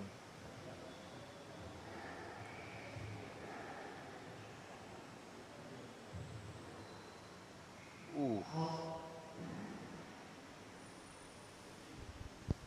And you know, that's an example of one. He really had options. He could have done anything he wanted with that ball. And he decided to play a lot, but I think it was there early enough. 9-5.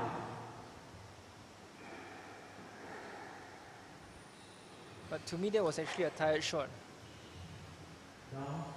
Yeah, you're possibly right. I agree. 10 down. 6-9. But you know, when I was up in KL watching some of the games, right, Mohit, the quality of the Asian squash nowadays, it's just unbelievable. Yeah, it's just amazing. You know, I had a chance to watch Gosal play from India. I got a chance to watch the Pakistanis play.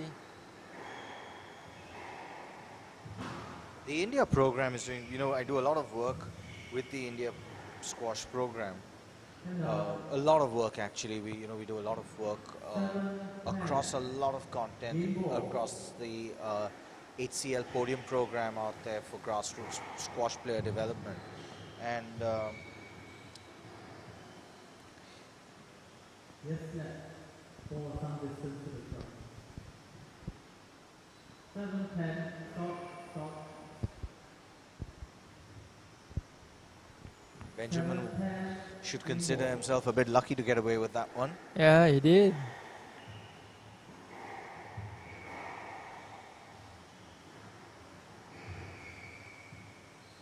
And squash is an unforgiving game for referees, you know. You know it well, Mohit. So do I. But I always believe, you know, what you see the first time live, my instinct tells me stick with that always.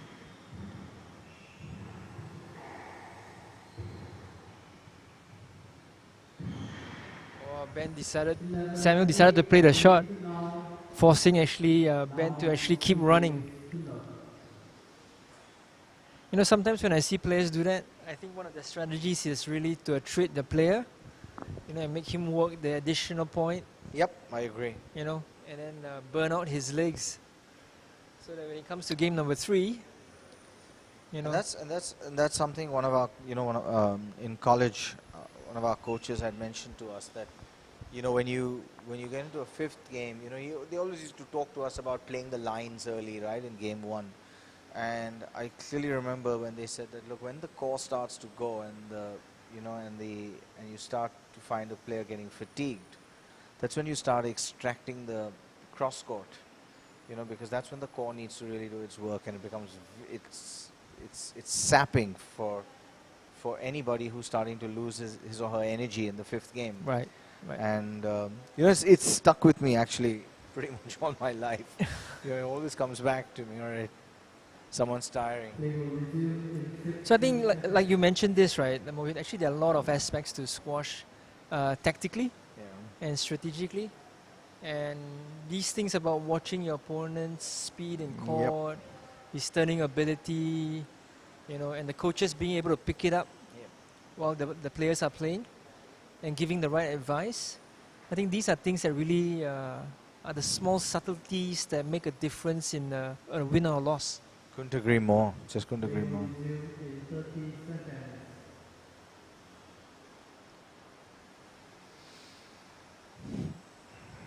So Samuel is up 2 games to love. Well on his way right now, I would say, Sean, to winning this championship.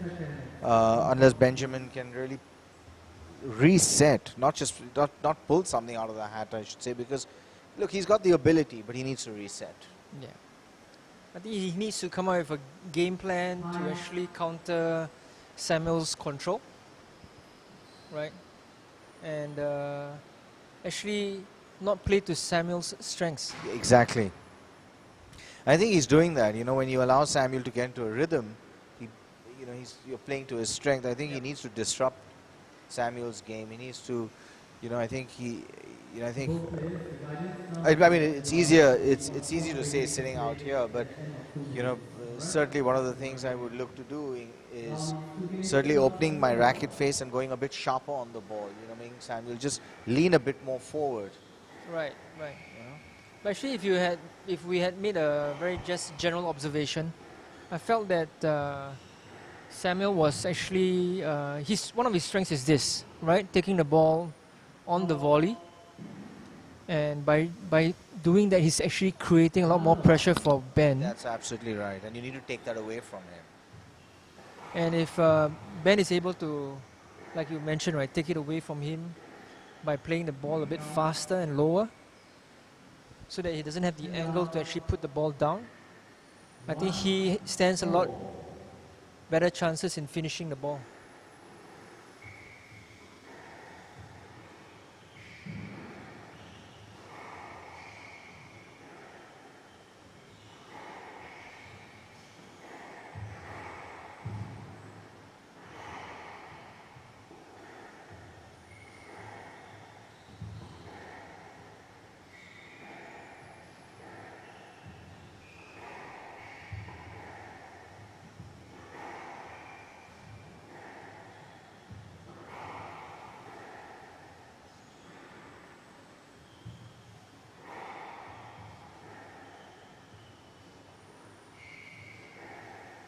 That's just it. That's the kind of shot I want to see Ben play a bit more of on the occasion.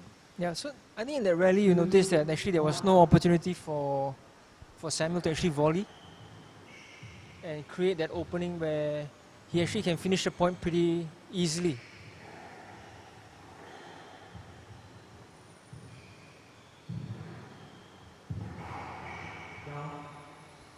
A lot of Ben's drives from the front court are catching the side wall and coming out, ball stopping and making it easy for Samuel. And I think, again, you talked about game strategy, right? And basically, what a player should be looking at his opponent to, and what's going on. I mean, do you abandon shots that aren't working for you during a match? Because I know I tend to. Sometimes I don't. I think for tactical reasons, if the opening is there, I would actually tend to play the shot, and I'll look at the depth of where the ball lands. Maybe if the first time it lands short, it's because I'm not running through the ball. But if it lands short and your opponent is actually late to the shot, it just means I'm bad at executing the shot. Completely agree. Well, there's a great example of Samuel picking it up in the air.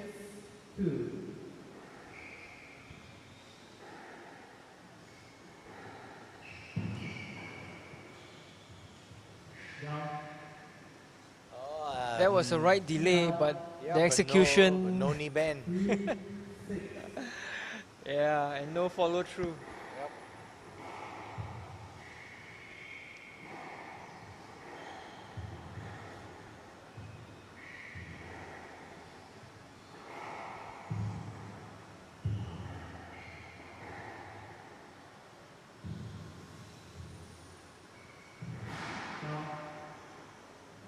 Another unforced error there by Ben. 7-3. Seems like Samuel's running away with game number 3.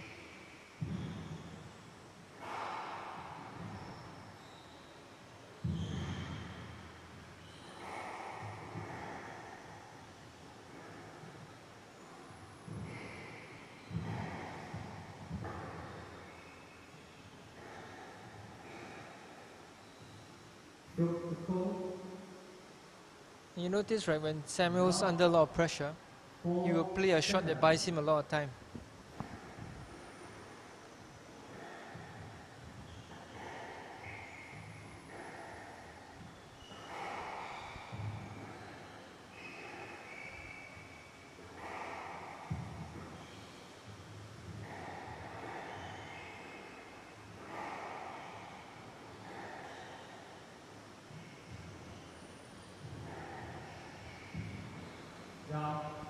Great reflexes in that rally, really well played.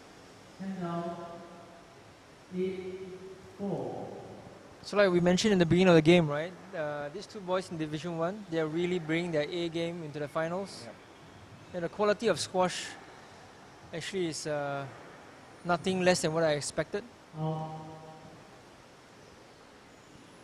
The boys are playing nice lines. They are constructing each point a bit better.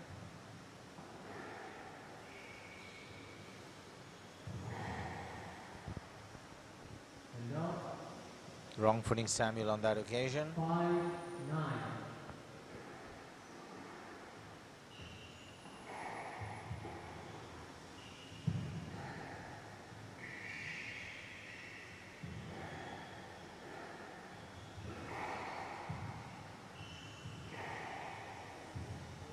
Nice deception there by Samuel. Looked like he was going to play a cross court, but he then turned his shoulder away.